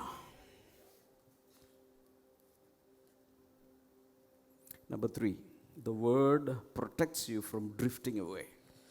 വചനം നിങ്ങളെ ഒഴുകിപ്പോകുന്നതിൽ നിന്ന് സംരക്ഷിക്കുന്നു. വചനത്തിൻ്റെ ഒരു പ്രത്യേകത, നിങ്ങൾ ഒഴുകിപ്പോകാതെ, വല്ലപ്പോഴും ഒഴുകിപ്പോകാതെ നിങ്ങൾ സൂക്ഷിക്കുന്നത് ദൈവവചനമാണ്. അകത്തുള്ള ദൈവവചനം, ബൈബിളിലിരിക്കുന്ന ദൈവവചനമല്ല, നിൻ്റെ ഹൃദയത്തിലും നിൻ്റെ വായിലും ഇരിക്കുന്ന ദൈവവചനം.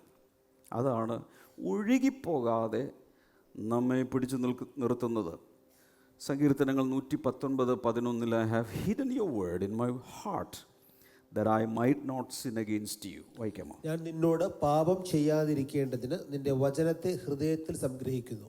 അടുത്തത് 119:105 വചനം. Your word is a lamp to my feet, a light on my path. നിന്റെ വചനം എൻ്റെ കാലിന് ദീപവും എൻ്റെ പാതയ്ക്ക് പ്രകാശവുമാകുന്നു. എബ്രായ ലേഖനം 2:1 We must pay the most careful attention therefore to what we have heard so that we do not drift away. അതുകൊണ്ട് നാം വല്ലപ്പോഴും ഒഴുകിപ്പോകാതിരിക്കേണ്ടതിന് കേട്ടത് അധികം ശ്രദ്ധയോടെ കരുതിക്കൊള്ളുവാൻ ആവശ്യമാകുന്നു. ഈ 3 വചനങ്ങൾ നോട്ട് ചെയ്ത് വെച്ചേക്കണം. ഈ ഭൂമിയിൽ ചില സമയത്ത് നമ്മളിങ്ങനെ ഒഴുകിപ്പോകാൻ ഒഴുകിപ്പോകുക എന്ന് പറഞ്ഞാൽ എന്താണ് അർത്ഥം? ഒരാൾ ഒരു നദിയിൽ ഫ്ലോട്ട് ചെയ്ത് കിടക്കുകയാണ് എന്നിരിക്കട്ടെ. ഇയാൾ ഈ കരയിൽ നിന്നും അകന്നു പോകാൻ വേണ്ടി കിടന്ന് പാടുപെടേണ്ട ഒരാവശ്യമില്ല. നദി പതുക്കെ പതുക്കെ ഒഴുകിക്കൊണ്ടിരിക്കുക. ചുമ്മാ കിടന്നു കൊടുത്താൽ മതി. 1 മണിക്കൂർ കഴിയുമ്പോൾ ഇയാൾ വേറെ സ്ഥലത്തെത്തും. നീന്തണ്ട, വെറുതെ കിടന്നു കൊടുത്താൽ മതി. ഇതാണ് ഡ്രിഫ്റ്റ് അവേ എന്ന് പറയുന്നത്. നേരെ ഇരിക്കെ 1.5 ആഴ്ച ബൈബിൾ തൊട്ടില്ല. ഒരു 1.5 ആഴ്ച മോർണിംഗ് ഗ്ലോറി കണ്ടില്ല. 3 ആഴ്ച അടുപ്പിച്ച് ചർച്ചിലും വന്നില്ലെന്നിരിക്കട്ടെ. നിങ്ങൾ പിന്മാറ്റത്തിൽ പോയി? ഇല്ല, ഞാനിപ്പോഴും കർത്താവിൽ തന്നെ വിശ്വസിക്കുന്നത്. ഞാൻ തള്ളി പറഞ്ഞിട്ടൊന്നുമില്ല. ശരിയാണ്. പക്ഷേ you have moved away, drifted away from the Lord.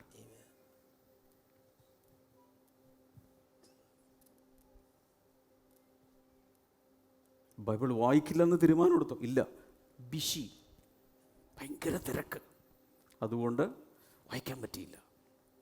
ഭയങ്കര തിരക്ക്, പ്രാർത്ഥിക്കാൻ പറ്റിയില്ല. എന്ത് സംഭവിക്കുന്നു?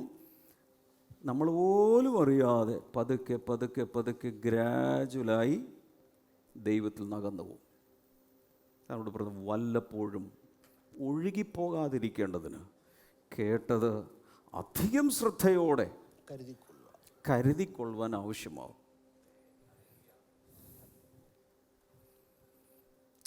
എല്ലാ ഞായറാഴ്ച ഇവിടെ വന്നിട്ട് ദൈവവചനം നോട്ട്ബുക്കിൽ എഴുതിയെടുക്കാത്തവരോട് ദൈവം ക്ഷമിക്കട്ടെ. പ്രാർത്ഥിക്കല്ല. മോർണിംഗ് ഗ്ലോറി എഴുതിയെടുക്കാത്തവരോട് ക്ഷമിക്കാൻ വേണ്ടി ഒന്ന് പ്രാർത്ഥിച്ചല്ല. ഇവിടെ പറയുന്നത് എന്താണെന്ന് നോക്കി.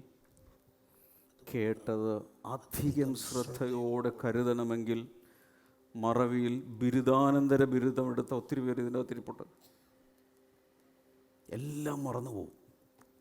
ഒത്തിരി പേരോടൊന്ന്, ബ്രദറെ ബൈബിൾ വായിച്ചിട്ട് ഒന്നും തലയിൽ നിൽക്കുന്നില്ല, ഒന്ന് പ്രാർത്ഥിക്കും. ഞാൻ പറഞ്ഞു, ഹെൽമറ്റ് വെക്ക്, പോകാതിരിക്കാൻ.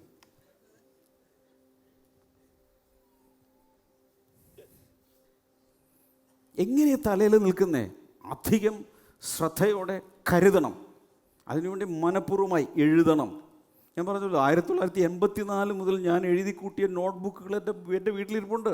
വചനം എഴുതിയതാണ്. എഴുതി എഴുതി എഴുതി ഇപ്പം പിന്നെ ടൈപ്പിങ്ങാണ്. എടാ, ഇത് തന്നെ വരുന്നതല്ല. നമ്മൾ ശരിക്കും പണിയെടുക്കണം. നിങ്ങൾ പഠിച്ചിരുന്ന കാലത്ത് ടീച്ചർമാർ ഇമ്പോസിഷൻ തരുമായിരുന്നു. ഇമ്പോസിഷൻ കിട്ടിയിട്ടുള്ള എത്ര പേരുണ്ട്? മിടുക്കന്മാരൊക്കെ ഇവിടെ ഉണ്ടോന്ന് നോക്കട്ടെ.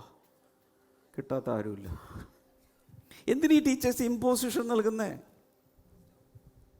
അത് വീണ്ടും വീണ്ടും എഴുതി എഴുതി എഴുതി എഴുതി എഴുതി എഴുതി the cow is a domestic animal, the cow is a domestic animal, the cow is a domestic animal, the cow is 1000 പ്രാവശ്യം എഴുതി കഴിയുമ്പോഴേക്കും അത് ശരിക്കും ഡൊമസ്റ്റിക് ആനിമൽ ആകും. നീ വേറെ വല്ല വൈൽഡ് ആനിമൽ ആകാൻ പറ്റുമോ? നിങ്ങൾ അത്ര പ്രാവശ്യം എഴുതിയില്ലേ?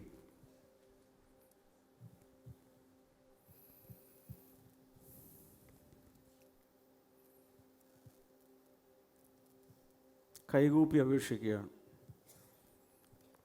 ഞായറാഴ്ചയും കൂടെ വരുമ്പോൾ ഒരു നോട്ട്ബുക്ക് കൊണ്ടുവന്ന് എനിക്ക് എല്ലാം അറിയാമെന്ന ഭാവത്തിൽ ഇങ്ങനെ മാർജാറിനെ പോലെ ഇരിക്കാതെ എഴുത് മനുഷ്യപുത്ര, എഴുത് മനുഷ്യപുത്രി, എഴുത് എഴുത്. അങ്ങനെയൊക്കെ ഇത് തലയിൽ നിൽക്കുള്ളൂ. അതല്ലാതെ ഹെൽമെറ്റ് വെച്ചാലൊന്നും ഇത് പോകാതിരിക്കില്ല കുഞ്ഞെ. എഴുതണം, എഴുതി അല്ലെങ്കിൽ ടൈപ്പ് ചെയ്യണം. ചിലർ എനിക്ക് ഐൻസ്റ്റീനേക്കാൾ ഐക്യമുണ്ടെന്ന് പറഞ്ഞുകൊണ്ടിരിക്കുന്നത്. ഇവിടുന്ന് അപ്പുറത്തോട്ടിറങ്ങി കഞ്ഞി കുടിക്കുന്ന സമയത്ത് തന്നെ എല്ലാം ഡിലീറ്റ് ആയില്ലേ? എന്തെങ്കിലും ഉണ്ടെങ്കിൽ എവിടെ ഉണ്ടാവും? പുസ്തകത്തിലുണ്ടാവും. വീട്ടിൽ പോയി വായിച്ചാലെങ്കിലും അത് കിട്ടും. മിടുക്കന്മാരും മിടുക്കികളും ചെയ്യുന്നത് ഞാൻ പറഞ്ഞു തരാം. ഇവിടെ ഇരുന്ന് ഇത് എഴുതും, ഫുള്ളാവില്ല, ചിലത് വിട്ടുപോകും. വീട്ടിൽ ചെന്ന് യൂട്യൂബ് തുറന്ന് വീണ്ടും കേൾക്കും, എഴുതും, വീണ്ടും കേൾക്കും. പല ആവർത്തി കഴിയുമ്പോൾ അത് കുറച്ചകത്തോട്ടായി ഫിൽട്ടർ ചെയ്ത് അകത്തോട്ട് ഇറങ്ങും. അതവിടെ സ്ഥായിയായി സ്ഥാനം പിടിക്കും. കേട്ടത് അധികം ശ്രദ്ധയോടെ കരുതിക്കൊള്ളുവാൻ ആവശ്യമാകുന്നു. എന്തിന്? ഒഴുകിപ്പോകാതിരിക്കേണ്ടതിന്.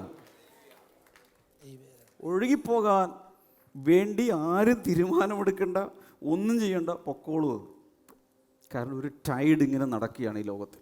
ഒരു ഒഴുക്കുണ്ട്, തിരക്ക്, പ്രശ്നങ്ങൾ, അത് വരുന്നു, ഇത് വരുന്നു, ഗസ്റ്റ് വരുന്നു, ജോലിക്ക് പോകുന്നു, ഒത്തിരി കാര്യങ്ങൾ. ഇതിലെല്ലാം ഇടപെട്ട് കഴിയുമ്പോൾ എന്ത് ചെയ്തു? വചനം മുഴുവൻ പറവകളെടുത്തുകൊണ്ട് പോയി. അത് പോകാതിരിക്കാനാണ് ശ്രദ്ധിക്കാൻ പറയുന്നത്. എബ്രായ ലേഖനം 4:12 വായിച്ചു നോക്കിയേ. The word of God is alive and active. വായിച്ചേ. ദൈവത്തിന്റെ വചനം ജീവനും ചൈതന്യവും ഉള്ളതായി, ഇരുവായ്ത്തലയുള്ള ഏതു വാളിനേക്കാളും മൂർച്ചയേറിയതും പ്രാണനെയും ആത്മാവിനെയും സന്ധിമഞ്ചകളെയും വേർവിടുവിക്കും വരെ തുളച്ചു ചെല്ലുന്നതും ഹൃദയത്തിലെ ചിന്തനങ്ങളെയും ഭാവങ്ങളെയും വിവേചിക്കുന്നതുമാകുന്നു. ദൈവവചനത്തിന് എന്തുണ്ട്? ജീവനുണ്ട്. അത് സജീവമാണ്. The word of God is not a dead historical document. ചത്ത ചരിത്രത്തിലെ രേഖയല്ല ദൈവത്തിൻ്റെ വചനം. It is alive and active. ദൈവവചനത്തിന് ജീവനുണ്ട്. ആമേൻ. മനസ്സിലായിട്ടില്ലെന്നറിയാം. യോഹന്നാന്റെ സുവിശേഷം 6:63 കർത്താവ് പറഞ്ഞു, ഞാൻ നിങ്ങളോട് ഇപ്പോൾ സംസാരിച്ച വചനങ്ങൾക്കകത്ത് ജീവനുണ്ട്, ആത്മാവുണ്ട്. രണ്ട് കാര്യങ്ങൾ അടങ്ങിയിട്ടുണ്ട്, ജീവനും ആത്മാവും. Hallelujah. Number 4, the word gives you total transformation. വചനം നിങ്ങൾക്ക് പൂർണ്ണമായ രൂപാന്തരം നൽകുന്നു. എത്ര പേർക്ക് താല്പര്യമുണ്ട്? എനിക്കൊന്ന് മാറണം, എനിക്കൊരു ചെറിയൊരു മാറ്റമല്ല, എനിക്കൊരു രൂപാന്തരം ഉണ്ടാകണമെന്ന് ആഗ്രഹമുള്ള എത്ര പേരുണ്ട്? അതിനുള്ള എളുപ്പ വഴിയാണ് ഞാൻ പറയാൻ പോകുന്നത്. റോമാലേഖനം 12:2 do not conform to the pattern of this world but be transformed by the renewing of your mind, then you will be able to test and approve what God's will is, his good, pleasing and perfect will. ഈ ലോകത്തിന് അനുരൂപമാകാതെ നന്മയും പ്രസാദവും പൂർണ്ണതയുമുള്ള ദൈവഹിതം. ഈ ലോകത്തിന് അനുരൂപമാകാതെ നമ്മളെല്ലാവരും ശ്രമിക്കുന്നത് ഈ ലോകത്തിൻ്റെ രീതിയിലേക്ക് മാറാൻ വേണ്ടിയിട്ടാണ്. ഫാഷനുകൾ മാറുന്നു, ചുരിദാറിൻ്റെ കഴുത്തിന് ഇവിടെയൊക്കെ വ്യത്യാസങ്ങൾ വരുന്നു, അതനുസരിച്ച് നമ്മൾ മാറുന്നു. ഡ്രസ്സിന് മാറുന്നു, ഹെയർ സ്റ്റൈൽ മാറുന്നു, എല്ലാം മാറുമ്പോൾ അതനുസരിച്ച് നമ്മളായില്ലെങ്കിൽ നമ്മളെ ആളുകൾ എന്ത് വിളിക്കും? പഴഞ്ചെന്ന് വിളിക്കും. അതുകൊണ്ട് നമ്മൾ എല്ലാറ്റിലും അതുപോലെയാകാൻ ശ്രമിക്കുക. വീഡിയോകൾ കാണുന്നു, യൂട്യൂബ് കാണുന്നു, റീലുകൾ കാണുന്നു, സ്റ്റോറി കാണുന്നു, സ്റ്റേറ്റസ് കാണുന്നു, അതുപോലെയാകാനുള്ളൊരു ശ്രമമാണ് ഇന്ന് നടന്നുകൊണ്ടിരിക്കുന്നത്. ബൈബിൾ പറയുന്നു, ഈ ലോകത്തിന് അനുരൂപർ ആകാതെ, പിന്നെന്താ പറയുന്നത്? നന്മയും പ്രസാദവും പൂർണ്ണതയുമുള്ള ദൈവഹിതം ഇന്നതെന്ന് തിരിച്ചറിയേണ്ടതിന് മനസ്സ് പുതുക്കി. ഇവിടെ പിടിച്ച് മനസ്സ് പുതുക്കി രൂപാന്തരപ്പെടുവേൻ. അവിടെ ഉപയോഗിച്ചിരിക്കുന്നത് ബി ട്രാൻസ്ഫോംഡ്. മനസ്സ് പുതുക്കി രൂപാന്തരപ്പെടുവേൻ. This is not a cosmetic change. ഒരു സൗന്ദര്യവർദ്ധന വരുത്തുന്നത് പോലൊരു ചേഞ്ചിനെ കുറിച്ചല്ല ഇവിടെ പറഞ്ഞിരിക്കുന്നത്. മെറ്റമോർഫോസിസ് എന്നുള്ളൊരു വേർഡാണ് അവിടെ ഉപയോഗിച്ചിരിക്കുന്നത്. അതെന്താണത്? ഒരു പുഴു ചിത്രശലഭമായി മാറുന്നത് പോലെ ഒരു വലിയ രൂപാന്തരം.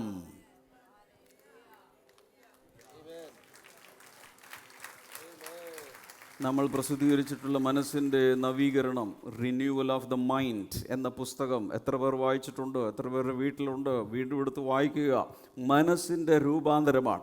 This is structural, cellular and DNA level change.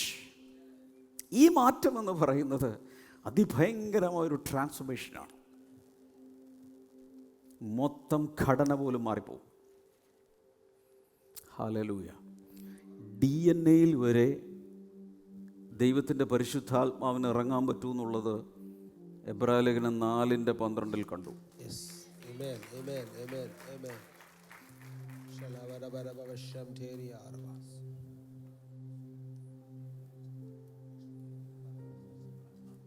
എത്ര പേർക്ക് ഇന്ന് മനസ്സിലാകുന്നുണ്ട്? നിന്റെ DNA-യിൽ ചില കറക്ഷൻസ് വരുത്താൻ പോലും ചിലർക്ക് അവരുടെ ജനറ്റിക്സ് ഇഷ്ടമല്ല, നോ പ്രോബ്ലം, വീണ്ടും ജനിച്ചാൽ മതി. ചിലർക്ക് ജനിച്ചത് ഇഷ്ടമായില്ല, നീ വീണ്ടും ജനിക്കും, പ്രശ്നം തീർന്നില്ലേ. ചിലർക്ക് അവരവരെ ജനിച്ച കുടുംബം ഇഷ്ടമല്ല, കുഴപ്പമില്ല, വീണ്ടും ജനിച്ച ദൈവ കുടുംബത്തിൽ വരാം. അതിൽ വലിയൊരു കുടുംബമില്ലല്ലോ.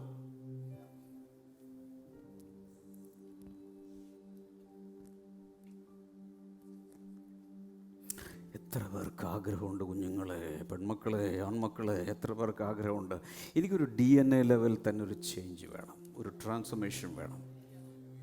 അതിൻ്റെ മെയിൻ ഏജൻ്റ് എന്താണെന്നറിയാമോ? ദൈവവചനം. കെടുന്ന ബീജത്താലല്ല, കെടാത്തതിനാൽ. ദൈവത്തിൻ്റെ അനശ്വരമായ വചനത്താൽ തന്നെ നീ വീണ്ടും ജനിച്ചിരിക്കും. Not perishable seeds but imperishable seed.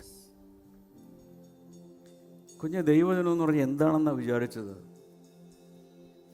ദൃശ്യ അദൃശ്യ ലോകങ്ങളെ സൃഷ്ടിച്ചത് ദൈവത്തിൻ്റെ വചനമാണ്. എബ്രായലേഖനം 1:3 പറയുന്നു, സൃഷ്ടിച്ച സകലത്തെയും താങ്ങി നിർത്തുന്നത് നാസയാണോ? ഏതെങ്കിലും ഗവൺമെന്റ് ആണോ? ആരാണ് ഈ പ്രപഞ്ചത്തെ താങ്ങി നിർത്തുന്നത്?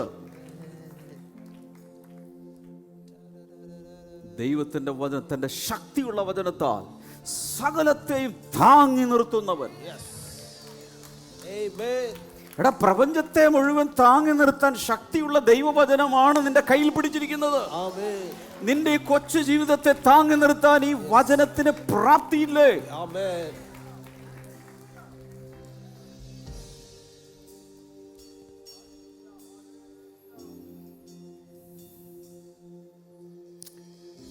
കുറച്ചുകൂടെ പ്രാർത്ഥിച്ച്, ആത്മാവിൽ ഒന്ന് പ്രാർത്ഥിച്ച്, ചിലതൊക്കെ നടക്കട്ടെ.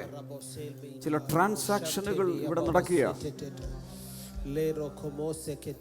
ആത്മാവിൽ ചില ട്രാൻസാക്ഷനുകൾ നടക്കുന്നു, ചില ഡെപ്പോസിറ്റുകൾ നടക്കും, ചില ഇൻവെസ്റ്റ്മെന്റുകൾ നടക്കും, ചില ഡൗൺലോഡുകൾ നടക്കുക.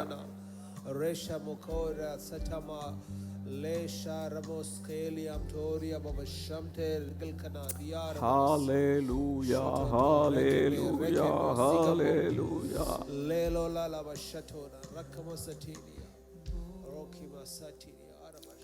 ഒരു നിമിഷം ഒന്ന് ശ്രദ്ധിക്കാമോ? മൈക്കൽ ആഞ്ചലോ എല്ലാവർക്കും അറിയാം അല്ലേ? ഇതുപോലെ ഭയങ്കര പ്രതിഭാശാലിയായ ഒരു സ്കൾപ്റ്ററായിരുന്നു, ശില്പിയായിരുന്നു, പെയിൻറ്ററായിരുന്നു. അദ്ദേഹത്തിൻ്റെ പ്രസിദ്ധമായ ഒരു ശില്പമാണ് ഡേവിഡ്, ദാവീദിൻ്റെ രൂപം അദ്ദേഹം കൊത്തിയുണ്ടാക്കി. ഇതെല്ലാം കൊത്തിയുണ്ടാക്കി കഴിഞ്ഞപ്പോൾ ചിലർ ഇൻ്റർവ്യൂ ചെയ്യാൻ വന്നു. അദ്ദേഹത്തോട് ചോദിച്ചു, ഇതെങ്ങനെ സാധിച്ചു? അദ്ദേഹം പറഞ്ഞത് ഇതാണ്, I simply removed everything that was not David.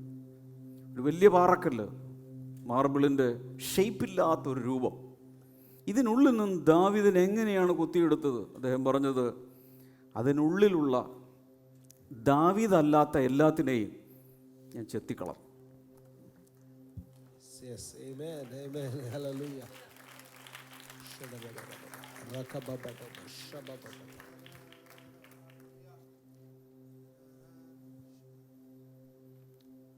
In other words, his work was to chip away what didn't belong.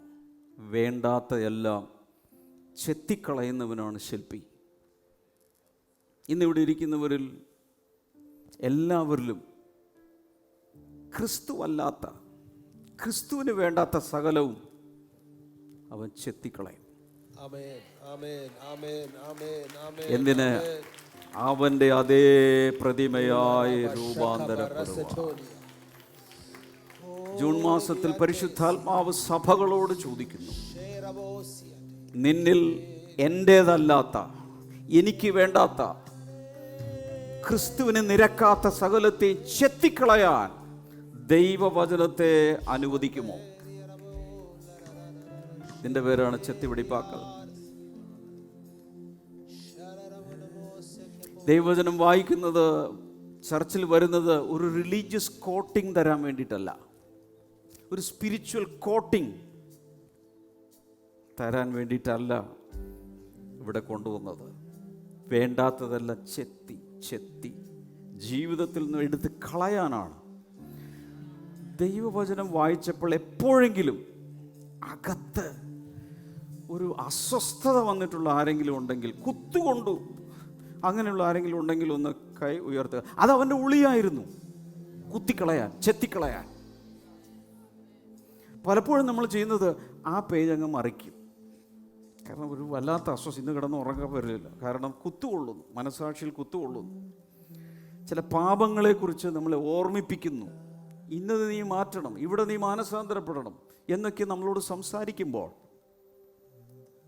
ബൈബിളിൻ്റെ പ്രത്യേകത, നാം ബൈബിൾ വായിക്കുന്നതിനേക്കാൾ ബൈബിൾ നമ്മെ വായിക്കും. പലരും വളരെ സ്ലോ ആണ്.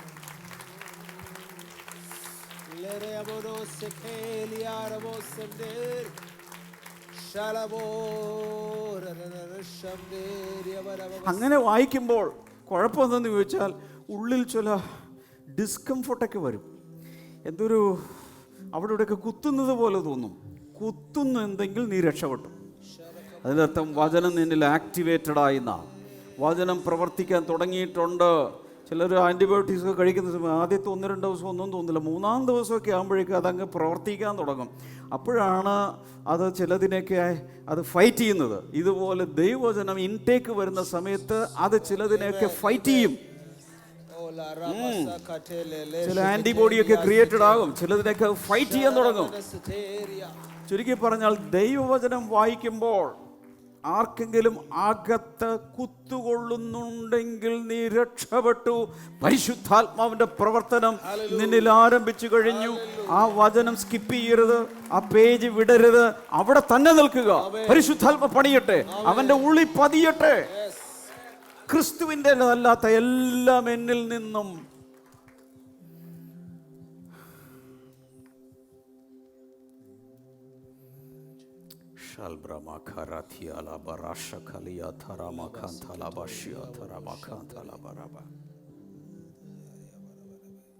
അഞ്ചാമതൊരു കാര്യം കൂടി പറഞ്ഞ് പ്രാർത്ഥിക്കാം. Keep the word in your mouth. വചനം നിങ്ങളുടെ അധരത്തിൽ സൂക്ഷിക്കുക. വചനം നിങ്ങളുടെ വായിൽ സൂക്ഷിക്കണം. ചിലർ ഭയങ്കര ചിന്തകന്മാരാണ്. അവർ വചനം ഒരിക്കലും വാ കൊണ്ട് പറയില്ല, നാണം പോലെയാണ്. ആളുകൾ എന്ത് വിചാരിക്കും? അല്ല, നിൻ്റെ വചനം നിൻ്റെ ഹൃദയത്തിലും നിൻ്റെ വായിലും ഇരിക്കണം. ജോഷുവയുടെ പുസ്തകം 1:8 വായിക്കാമോ? ഈ ന്യായപ്രമാണ പുസ്തകത്തിലുള്ളത് നിന്റെ വായിൽ നിന്ന് നീങ്ങിപ്പോകരുത്. എവിടെ പറയുന്നത് എന്താണ്? ഈ വചനത്തിലുള്ള നിന്റെ വായിൽ നിന്ന് നീങ്ങിപ്പോകരുത്. അതിൻ്റെ അർത്ഥം വാ കൊണ്ട് വചനം പറയണം. പറഞ്ഞേ, അതുകൊണ്ട് എന്താ പറയേണ്ടത്?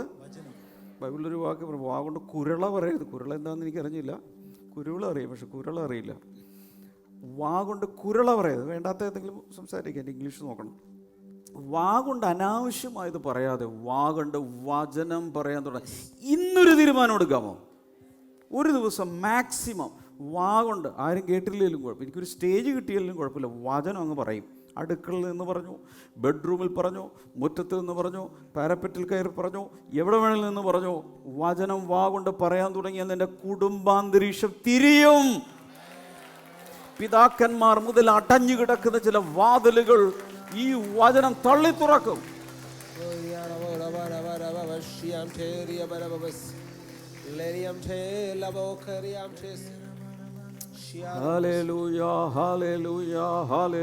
പണ്ടുകാലത്ത് ഈ കപ്പലൊക്കെ ഓടിക്കുന്ന കപ്പിത്താന്മാർ ആകെ ആശ്രയിച്ചിരുന്ന 1-2 കാര്യങ്ങൾ. ഒന്ന്, നക്ഷത്രങ്ങളുടെ ഗതി നോക്കി പോകുന്നൊരു പരിപാടിയുണ്ട്. അതനുസരിച്ച് അവർക്ക് എന്തായാലും അതിനേക്കാൾ കുറച്ചുകൂടി വിശ്വസനീയമാണ് കമ്പസ്. വടക്ക് നോക്കി യന്ത്രം എന്ന് പറഞ്ഞ കാര്യങ്ങളുണ്ട്. അത് വടക്കോട്ട് നോക്കിയിരിക്കുള്ളൂ. അതിൻ്റെ സൂചി എപ്പോഴും എന്ത് ചെയ്യും? വടക്കോട്ട് ഇങ്ങനെ പിടിച്ചുകൊണ്ടിരിക്കും. അപ്പോഴറിയാം ദിശ അങ്ങോട്ട്. അത് അങ്ങോട്ടാണെങ്കിൽ അതിനിപ്പുറത്ത് വെസ്റ്റ്, ഈസ്റ്റ്, സൗത്ത് എല്ലാം മനസ്സിലാവും. ഇതാണ് വടക്ക് നോക്കി യന്ത്രം. അപ്പോൾ കപ്പിത്താന്മാർ പറയുന്നത് ചില സമയത്ത് കൊടുങ്കാറ്റ് വരും, കാർമേഘം വന്ന് മൂടും, നക്ഷത്രങ്ങളില്ല, ഒന്നുമില്ല. ആ സമയത്ത് കപ്പിത്താന്മാർ അവരുടെ ഫീലിങ്സിനെ അല്ല ഡിപ്പെൻഡ് ചെയ്യുന്നത്. ഫീലിങ്സ് പറയുക ചിലപ്പോൾ ഇതായിരിക്കും കിഴക്ക്, അല്ല, വടക്ക് നോക്കി യന്ത്രമാണ് വിശ്വസിക്കാവുന്നത്. ആ സമയത്ത് മൂഡ് നോക്കിയല്ല, ഫീലിങ്സ് നോക്കിയല്ല, ആ സമയത്ത് തീരുമാനമെടുക്കേണ്ടത്, ഗതി നിയന്ത്രിക്കേണ്ടത്. പിന്നെ എന്ത് നോക്കിയാ? വടക്ക് നോക്കി യന്ത്രം നോക്കണം. പക്ഷെ ഇപ്പുറത്തുള്ള ആളുകൾ അല്ല സാറേ, ഇങ്ങോട്ടാണ് പോകേണ്ടത്, ഇതാണ് വടക്ക്. നോ, ഇത് പറയുന്നതാണ് സത്യം. ഇതുപോലെ തന്നെ സാഹചര്യങ്ങളിൽ കാർമേഘ പടലങ്ങൾ വന്ന് മൂടുമ്പോൾ, ഒന്നും കാണാതിരിക്കുമ്പോൾ, ജീവിതത്തിൽ കൊടുങ്കാറ്റടിക്കുന്ന സമയത്ത് ഫീലിങ്സിനെ ഡിപ്പെൻഡ് ചെയ്യരുത്. ദൈവവചനമാകുന്ന വടക്ക് നോക്കി യന്ത്രം പറയുന്നത് എന്താണോ അതിനനുസരിച്ച് തീരുമാനമെടുക്കണം. വഴി തെറ്റുകയില്ല. ഹല്ലേലൂയ. ഉദാഹരണത്തിന്, ദൈവം എന്നെ തള്ളിക്കളഞ്ഞെന്നാണ് തോന്നുന്നത്. ചിന്തകളിൽ വരുക, ദൈവം എന്നെ ഉപേക്ഷിച്ചു. കാരണം കുറച്ച് നാളായിട്ട് പ്രാർത്ഥനകൾക്കൊന്നും മറുപടിയില്ല. പ്രാർത്ഥിക്കും തോറും പ്രശ്നങ്ങൾ വഷളായിക്കൊണ്ടിരിക്കുന്നു. ഒരുപക്ഷെ ദൈവത്തിന് എന്നെ വേണ്ടായിരിക്കും എന്ന് പറയുമ്പോൾ എന്തു ചെയ്യണം? ആ ഫീലിങ്സ് നോക്കരുത്, പകരം വടക്ക് നോക്കി യന്ത്രം എടുക്കണം. എബ്രായലേഖനം 13:5 പറയുന്നു, ഞാൻ നിന്നെ ഒരു നാളും കൈവിടുകയില്ല, ഉപേക്ഷിക്കുകയില്ല എന്ന് എഴുതിയിരിക്കുന്നു. അതാണ് കോമ്പസ്, അതാണ് സത്യം. തോന്നലുകളല്ല സത്യം, ആ സമയത്തെ ഫീലിങ്സ് അല്ല സത്യം. ദൈവത്തിന് എന്ത് പറയുന്നു? ഞാൻ നിന്നെ ഒരു നാളും കൈവിടുകയില്ല, ഉപേക്ഷിക്കുകയില്ല. നിന്നെ മൂട് മാറിയിരിക്കുക, സാഹചര്യങ്ങൾ, സമ്മർദ്ദം കൊണ്ട് നീ ചിന്തിക്കുന്നത് ദൈവം നിന്നെ കൈവിട്ടെന്നാണ്. സത്യമാണത് പച്ചക്കള്ളം. ഹല്ലേലൂയ. ചില സമയത്ത് തോന്നുന്നുണ്ട് ദൈവം ഈ പാപം കർത്താവ് എന്നോട് ക്ഷമിക്കില്ല. അതുകൊണ്ടാണ് എപ്പോഴും കുറ്റബോധം എല്ലാ ദിവസവും ഏറ്റു പറയുന്നത്. ഇതൊരിക്കലും കർത്താവ് ക്ഷമിക്കില്ല എന്ന് അകത്ത് അതിഭയങ്കരമായി തോന്നുമ്പോൾ കർത്താവ് പറയുന്നു, ഞാൻ നിൻ്റെ എല്ലാ പാപങ്ങളെയും ആഴക്കടലിലേക്ക് എറിഞ്ഞിരിക്കുന്നു, ഒരെണ്ണം പോലും നിനക്ക് തിരിച്ചെടുക്കാൻ പറ്റില്ല. വചനമല്ല, അതാണ് വടക്ക് നോക്കി യന്ത്രം, അതാണ് കോമ്പസ് പറയുന്നത്. ഹല്ലേലൂയ. അതിഭയങ്കരമായ മുട്ടുവരികയാണ്, കാശൊന്നിനും തികയുന്നില്ല. ആ സമയത്ത് എന്ത് പറയണം? കർത്താവോ എൻ്റെ ഇടയൻ, എനിക്കൊന്നിനും മുട്ടുണ്ടാകുകയില്ല. ഈ അവസ്ഥ മാറിയിരിക്കും. ഒന്ന് വീട്ടിൽ നിന്ന് പറഞ്ഞു നോക്ക്, അവസ്ഥകൾ തിരിയാൻ തുടങ്ങും. യേശുവിൻ്റെ നാമത്തിൽ അത് സംഭവിക്കട്ടെ.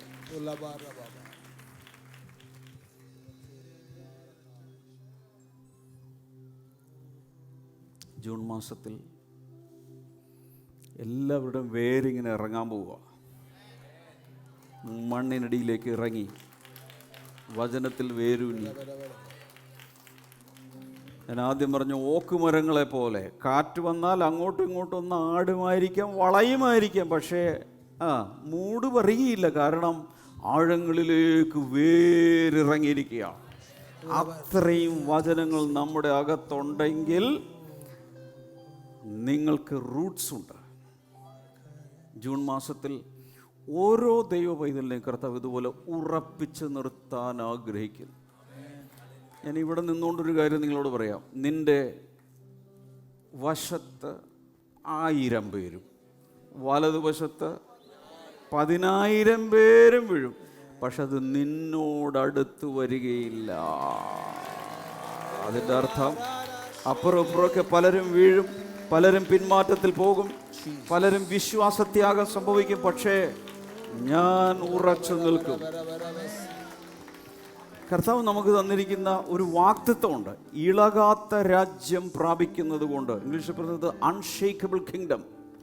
ഇളകാത്ത രാജ്യം. എല്ലാ രാജ്യങ്ങളും ഇളകും, എല്ലാ ജാതികളും ഇളകും, ഈ ഭൂമി ഇളകും, ആകാശം ഇളകും, എന്നാൽ ഇളകാത്തൊരു രാജ്യം കർത്താവ് റെഡിയാക്കിക്കൊണ്ടിരിക്കുക.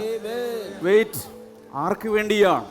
ഇളകാത്ത രാജ്യം ദൈവം നിനക്ക് തരുന്നതിന് മുമ്പ് നിന്നെ ഇളകാത്ത ഉറച്ചു നിൽക്കുന്ന ഒരു വ്യക്തിത്വമാക്കി ദൈവം മാറ്റും.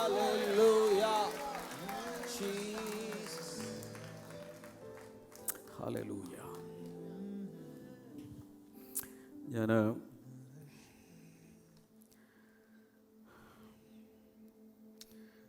ഒരു 3-4 ക്വസ്റ്റ്യൻസ് ഇവിടെ കാണിക്കാം. അതുകൂടെ കാണിച്ചിട്ട് വചനവുമായുള്ള നിങ്ങളുടെ ബന്ധത്തിൻ്റെ ഇപ്പോൾ ഉള്ള വേരുകളുടെ ആഴം എങ്ങനെ ഇരിക്കുന്നു, എത്ര വേരുണ്ട് ചിന്തിക്കാൻ വേണ്ടിയാണ്. 2, വായന, പഠനം, ധ്യാനം. 3 കാര്യങ്ങളല്ലേ പറഞ്ഞത്. അതിൽ 3 തലങ്ങളിൽ ഏതാണ് നിങ്ങൾക്ക് ഏറ്റവും ബുദ്ധിമുട്ട്? വായിക്കാൻ ബുദ്ധിമുട്ടാണോ, പഠിക്കാൻ ബുദ്ധിമുട്ടാണോ, ധ്യാനിക്കാൻ ബുദ്ധിമുട്ടാണോ?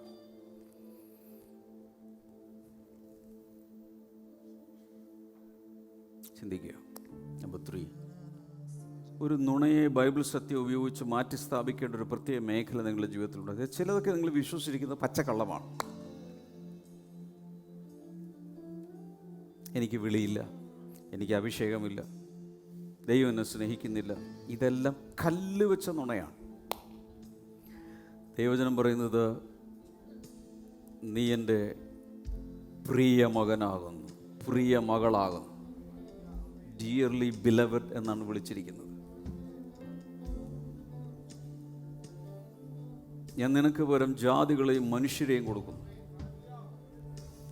രോഗക്കിടക്കയുണ്ടോ, ഞാനത് മാറ്റി വിരിക്കും. നിനക്കെതിരെയുള്ള ഒരായുധവും വലിക്കുകയില്ല. ഏതെങ്കിലും നാവ് നിനക്കെതിരെ സംസാരിച്ചാൽ നീ അതിനെ കുറ്റം വിധിക്കും.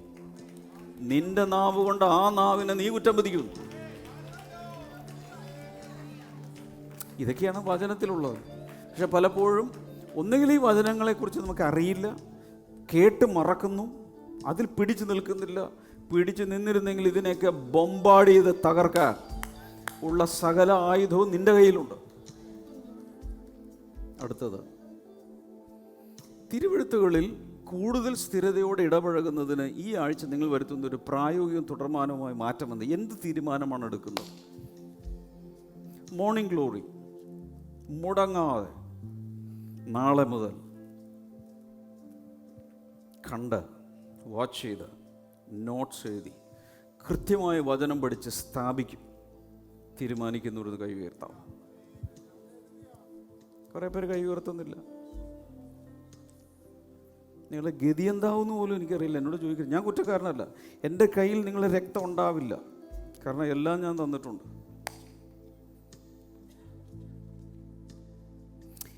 അതുപോലും ചെയ്തിൽ എന്തായിരിക്കും നിങ്ങളുടെ സ്പിരിച്വൽ ഭാവി? ചിന്തിച്ചു നോക്കുക. കൃത്യമായ വചനം പഠിക്കാൻ, ധ്യാനിക്കാൻ, അതിൽ തന്നെ ഉറച്ചു നിൽക്കാൻ. നമ്മളായി തന്നെ തീരുമാനമെടുത്തില്ലെങ്കിൽ, ഞാൻ നേരത്തെ പറഞ്ഞ ഡ്രിഫ്റ്റ് ചെയ്ത് ഒഴുകി ഒഴുകി ഒഴുകി ഒഴുകി അങ്ങ് പോവും. 10 മൈൽ കഴിഞ്ഞിട്ടായിരിക്കും ബോധം വരുന്നത്, അയ്യോ ഞാനിപ്പോൾ എവിടെയാ, ദൈവത്തിൽ നകന്നുപോയി. എഴുന്നേറ്റ് നിന്ന് എന്നെ ബോധിപ്പിക്കാനല്ല, ഉള്ളിൽ ആഴത്തിൽ ചില തീരുമാനങ്ങൾ എടുക്കാമോ? ജൂൺ മാസത്തിൽ ഞാൻ എസ്റ്റാബ്ലിഷ്ഡ് ആവും, ഞാൻ ഉറച്ചു നിൽക്കും.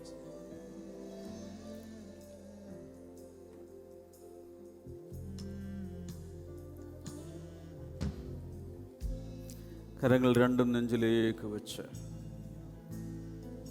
കണ്ണുകൾ അടച്ച് നിന്നുകൊണ്ട് ആഴത്തിൽ ചില തീരുമാനങ്ങൾ എടുക്കാമോ? ദൈവവചനം വിട്ട് ഞാൻ അകലുകയില്ല. ദൈവവചനത്തിൽ ഒരു ടൂറിസ്റ്റായിട്ടല്ല, ദൈവവചനത്തിൽ തന്നെ ഞാൻ വസിക്കും. ദൈവവചനത്തിൽ ഞാൻ താമസിക്കും. ദൈവവചനം എന്നിൽ വസിക്കും. കാറ്റുകൾ വരുമ്പോൾ അല്പം ആടിയാലും എൻ്റെ വേരൊരിക്കലും ഇളകി പറഞ്ഞു പോവുകയില്ല.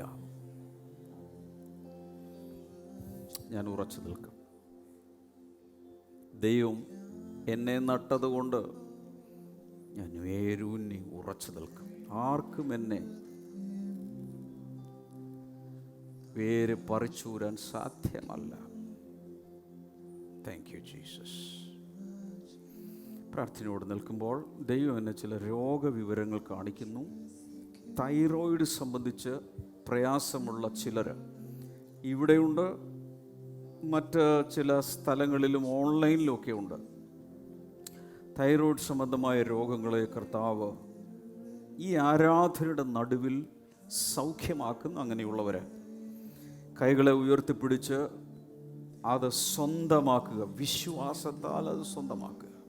നിങ്ങൾ എവിടെയാണെങ്കിൽ, ഒരു വീട്ടിലായിരിക്കാം, നിങ്ങളൊരു ഹോസ്പിറ്റലിലായിരിക്കാം, ഏതെങ്കിലും ഒരു ബ്ലെസ്സിങ് ടുഡേ സഭയിൽ നിന്നായിരിക്കാം നിങ്ങൾ അറ്റൻഡ് ചെയ്യുന്നത്. ഇതിൻ്റെ റീപ്ലേ ആയിരിക്കാം നിങ്ങൾ കാണുന്നത്. തൈറോയ്ഡ് സംബന്ധമായ വിഷയങ്ങൾക്കൊരു അത്ഭുതകരമായ സൗഖ്യം ഇപ്പോൾ കർത്താവ് നൽകുകയാണ്. നിങ്ങൾ എവിടെയാണെങ്കിലും അത് സ്വീകരിക്കുക ഇൻ ജീസസ് നെയിം. ഒരു കാതിൽ എന്തോ വിഷയങ്ങൾ ഒരു കാതിൽ പ്രയാസം അനുഭവിക്കുന്ന ആരോ, നിങ്ങൾക്ക് ആ കാതിൽ കൈവയ്ക്കാം, ആ ഭാഗത്ത് കൈവയ്ക്കുക. യേശുവിൻ നാമത്തിൽ ഒരു വലിയ സൗഖ്യം ഇപ്പോൾ നടക്കട്ടെ. ഹിപ്പ് ജോയിൻ്റ് സൗഖ്യമാവുന്നു, ഇടുപ്പല്ല. ഞാൻ പറയുന്ന ഭാഗങ്ങൾ കൈവച്ച് വിശ്വാസത്താൽ ആരോഗ്യസുഖത്തെ സ്വീകരിക്കുക.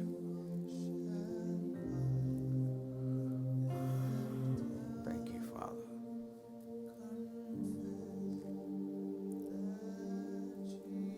Thank you father. Thank you Jesus.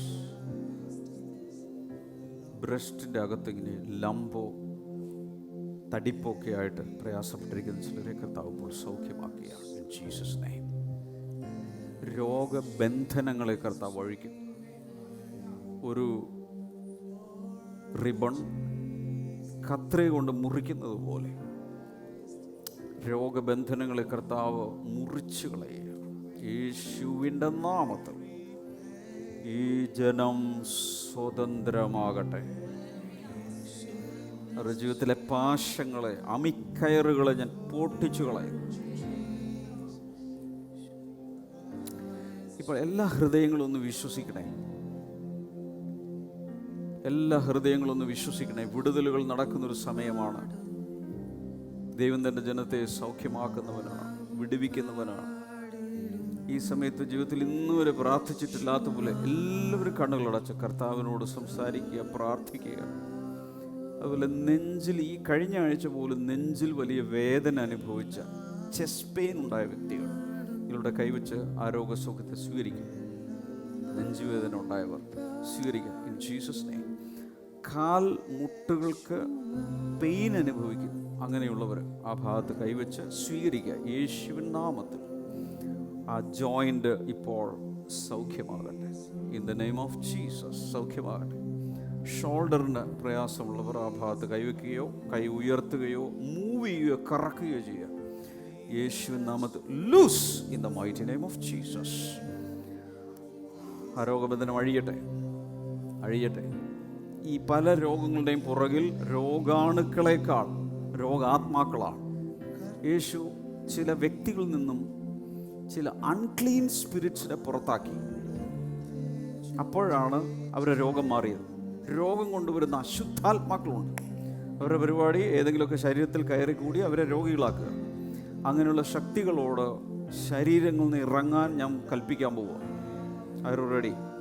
യേശുവിൻ്റെ നാമത്തിൽ ഈ സമയത്ത് മനുഷ്യ ശരീരങ്ങളിൽ ഞാൻ ഈ സംസാരിക്കുന്ന ശബ്ദം എവിടെ നേരിട്ടോ മാധ്യമങ്ങളിലൂടെയോ എവിടെയെത്തുമോ അവിടെ കേൾക്കുന്ന ശ്രോതാക്കളിൽ ഉള്ള എല്ലാ രോഗശക്തികളും രോഗബന്ധനങ്ങളും അത് കൊണ്ടുവരുന്ന demon spirits, unclean spirits, spirits of infirmity and sickness യേശുവിൻ്റെ നാമത്തിൽ ഇപ്പോൾ ആ ശരീരങ്ങളിൽ നിന്നും പുറത്തു പോകുക, പുറത്തു പോകുക. Out, out, out in the name of Jesus. ജനങ്ങൾ സ്വതന്ത്രമാകട്ടെ, സ്വതന്ത്രമാകട്ടെ. കണ്ണുകളിൽ സൗഖ്യം നടക്കുന്നു.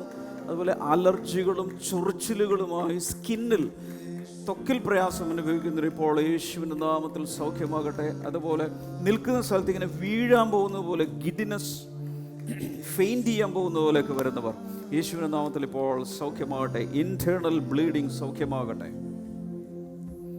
അൺനെസസറി ആയിട്ടുള്ള എല്ലാ ബ്ലീഡിങ്ങും യേശുവിൻ്റെ നാമത്തിൽ നിൽക്കട്ടെ. രണ്ട് കരങ്ങളൊന്ന് ഉയർത്തിപ്പിടിച്ച് നിങ്ങൾക്ക് നിങ്ങളുടെ സ്വന്തം പിതാവിൽ നിന്ന് വിശ്വാസത്താൽ സ്വീകരിക്കാനുള്ളത് സ്വീകരിക്കുക. എല്ലാ വാഗ്ദത്തങ്ങളും ക്രിസ്തുയേശുവിൽ ഉവ്വ് എന്നും ആമേൻ എന്നും ആകുന്നു. കരങ്ങൾ നന്നായി ഉയർത്തിപ്പിടിച്ചുകൊണ്ട് അടുത്തൊരാഴ്ചത്തേക്ക് ആവശ്യമായ നന്മകൾ, അനുഗ്രഹങ്ങളെല്ലാം സ്വീകരിക്കാൻ തുടങ്ങുക. രോഗസൗഖ്യം സ്വീകരിക്കുക, ആരോഗ്യത്തെ സ്വീകരിക്കുക. സാമ്പത്തിക വിടുതൽ ആവശ്യമായിരിക്കാം. ഇപ്പോൾ കർത്താവിനോട് പറ, കർത്താവേ, നീയാണ് എൻ്റെ പിതാവ്, നീയാണ് എൻ്റെ ബാങ്കർ, നീയാണ് എൻ്റെ financer. Thank you Jesus, thank you Jesus. പോർട്ടലുകൾ തുറന്നിരിക്കുന്നു. സ്വർഗീയമായ ചില കവാടങ്ങൾ ജനത്തിന് മുകളിൽ തുറന്നിരിക്കുന്നു. ഹല്ലേലൂയ. ചിന്താകുലങ്ങളെല്ലാം അവൻ്റെ മേലിട്ട് കൊള്ളുക. എല്ലാ ചിന്താകുലങ്ങൾ അവൻ്റെ മേലിട്ട് കൊള്ളുക. ചിന്താകുലങ്ങൾ അവൻ്റെ മേലിട്ട് കൊള്ളുക. സകല ചിന്താകുലങ്ങൾ അവൻ്റെ മേലിട്ട് കൊള്ളുക. സകല ചിന്താകുലങ്ങളും ആകുല ചിന്തകളെല്ലാം അവൻ്റെ മേൽ ഇട്ടുകൊള്ളുക. ചിന്താകുലങ്ങളെല്ലാം അവൻ്റെ മേലിടുക. എല്ലാ ടെൻഷനുകളും, സ്ട്രെസ്, പിരിമുറുക്കങ്ങൾ, ആശയങ്ങൾ, ആശയക്കുഴപ്പങ്ങൾ സകലവും കർത്താവിൻ്റെ മേലിടുക. അവൻ്റെ തോളിലേക്ക് കൈമാറുക. സ്വതന്ത്രമാകുക. ഭാരങ്ങൾ മാറട്ടെ. എല്ലാ ഭാരങ്ങളും മാറിപ്പോകട്ടെ. അധ്വാനിക്കുന്നവരെ, ഭാരം ചുമക്കുന്നവരെ സകലരും എൻ്റെ അടുക്കൽ വരുവിൻ എന്ന് പറഞ്ഞ അരുമനാഥന്റെ അടുക്കലേക്ക് ഓടിച്ചെന്ന് അവനൊന്ന് കെട്ടി വരിഞ്ഞ് പിടിച്ച് പറ, കർത്താവ്, എൻ്റെ ജീവിത ഭാരങ്ങളെല്ലാം നിന്റെ മേൽ ഞാൻ ഇടുന്നു. എന്നെ ചുമക്കണേ, എന്നെ നടത്തണേ. വായ് തുറന്നുറക്കെ യേശുവേ എന്ന് വിളിച്ചൊന്ന് പ്രാർത്ഥിക്കാൻ തുടങ്ങാമോ? ഉറക്കെ നിർത്തരുത് പ്രാർത്ഥിക്കാൻ. ഇന്ന് വരെ പ്രാർത്ഥിച്ചിട്ടില്ലാത്ത പോലെ യേശുവേ എന്ന് വിളിച്ചോണ്ട് പ്രാർത്ഥിക്കാം. മക്കൾക്കായി പ്രാർത്ഥിക്കാം, കുടുംബത്തിനായി പ്രാർത്ഥിക്കാം, ദേശത്തിനായി പ്രാർത്ഥിക്കാം. Come on, pray.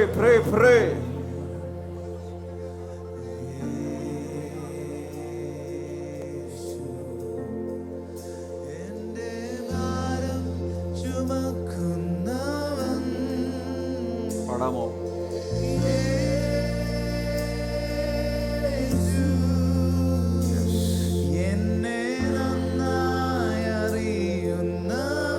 ഉച്ചത്തിൽ പാടാം യേശു.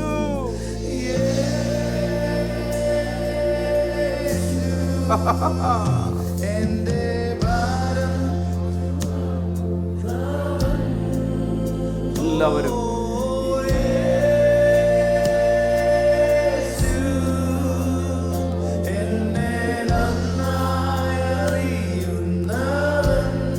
സകലരും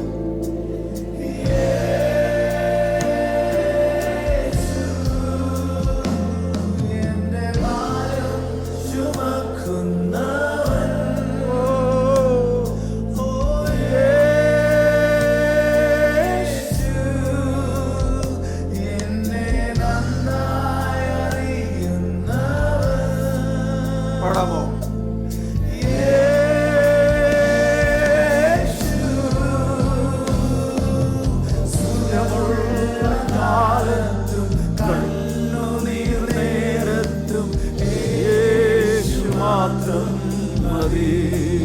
അങ്ങനെയുള്ളവർ പാട്. സുഖമുള്ള കാലത്തും കണ്ണുനീർ നേരത്തും യേശു മാത്രം മതി.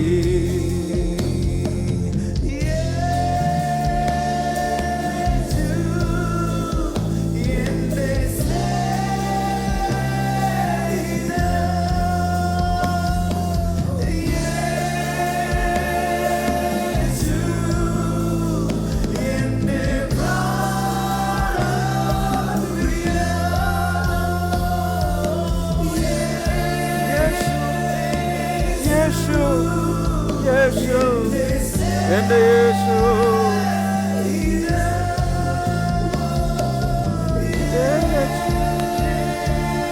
ഹൽബ്രബഗസതരരു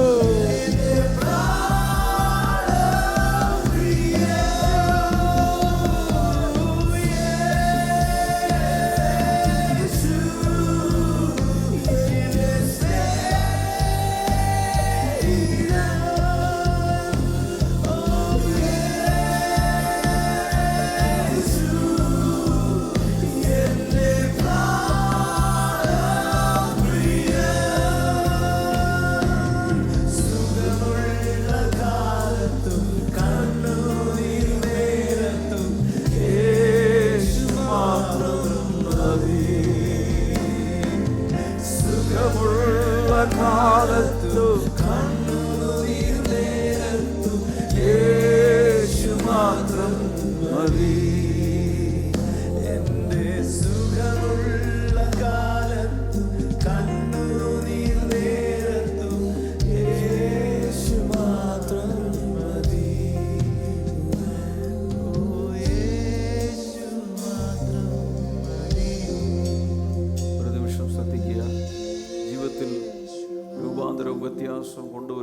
യേശുവിനല്ലാതെ ആർക്കും സാധ്യമല്ല. യേശുവിനല്ലാതെ ആർക്കും നമ്മെ രക്ഷിക്കാൻ സാധ്യമല്ല. ആദ്യമായി വന്നവരോ ആദ്യമായി ഇത് കാണുന്നവരോ ഉണ്ടെങ്കിൽ നിങ്ങൾക്ക് ഒരവസരം തരാൻ ആഗ്രഹിക്കുന്നു. ഇനിയുള്ള ആയുസ് നമുക്ക് വേണ്ടി ജീവൻ തന്ന് മരിച്ച യേശുവിനായി കൊടുക്കാൻ എന്നോട് ചേർന്ന് പ്രാർത്ഥിക്കുക. ബൈബിൾ പറയുന്നു, അവൻ നമ്മെ പൂർണ്ണമായും രക്ഷിക്കുവാൻ പ്രാപ്തനാകുന്നു. അതിൻ്റെ അർത്ഥം യേശു എന്ന രക്ഷകനല്ലാതെ അഡീഷണലായി ഒരാളുടെ ആവശ്യമില്ല. സകലത്തിലും അവൻ നമ്മെ പൂർണ്ണമായി രക്ഷിക്കുവാനുള്ള പ്രാപ്തി അവനുണ്ട്. അതുകൊണ്ട് ആകാശത്തിൻ്റെ കീഴിൽ മനുഷ്യരുടെ മധ്യത്തിൽ മറ്റൊരു നാമവും രക്ഷയ്ക്കായി നൽകപ്പെട്ടിട്ടില്ല. ഉണ്ടായിരുന്നെങ്കിൽ തീർച്ചയായും ഞാനിവിടെ അനൗൺസ് ചെയ്തേനെ. നമ്മെ രക്ഷിക്കുവാൻ യേശുവല്ലാതെ മറ്റൊരു വ്യക്തിത്വമില്ല. കരങ്ങൾ നെഞ്ചിലേക്ക് വെച്ച് ഉറക്കെ പ്രാർത്ഥിക്കുക. യേശുവേ, എന്നെ രക്ഷിക്കുവാൻ സ്വർഗത്തിൽ നിന്നും ഭൂമിയിലേക്ക് അങ്ങ് വന്നതിനായി നന്ദി പറയുന്നു. ഞാൻ മരിക്കേണ്ട സ്ഥാനത്ത് അങ്ങ് മരിച്ചതിനായി നന്ദി പറയുന്നു. എൻ്റെ രക്തം ചൊരിയേണ്ട സ്ഥാനത്ത് അങ്ങയുടെ രക്തം ചൊരിഞ്ഞതിനായി നന്ദി പറയുന്നു. എൻ്റെ പാപങ്ങൾക്ക് വേണ്ടി ഒരു യാഗമരണമായി അങ്ങ് മാറിയതിനായി ഞാൻ നന്ദി പറയുന്നു. എൻ്റെ ഹൃദയത്തിലേക്ക് യേശുവിനെ എൻ്റെ കർത്താവായി എൻ്റെ രക്ഷകനായി ഞാൻ സ്വീകരിച്ച് ഉറക്കെ പ്രഖ്യാപിക്കുന്നു.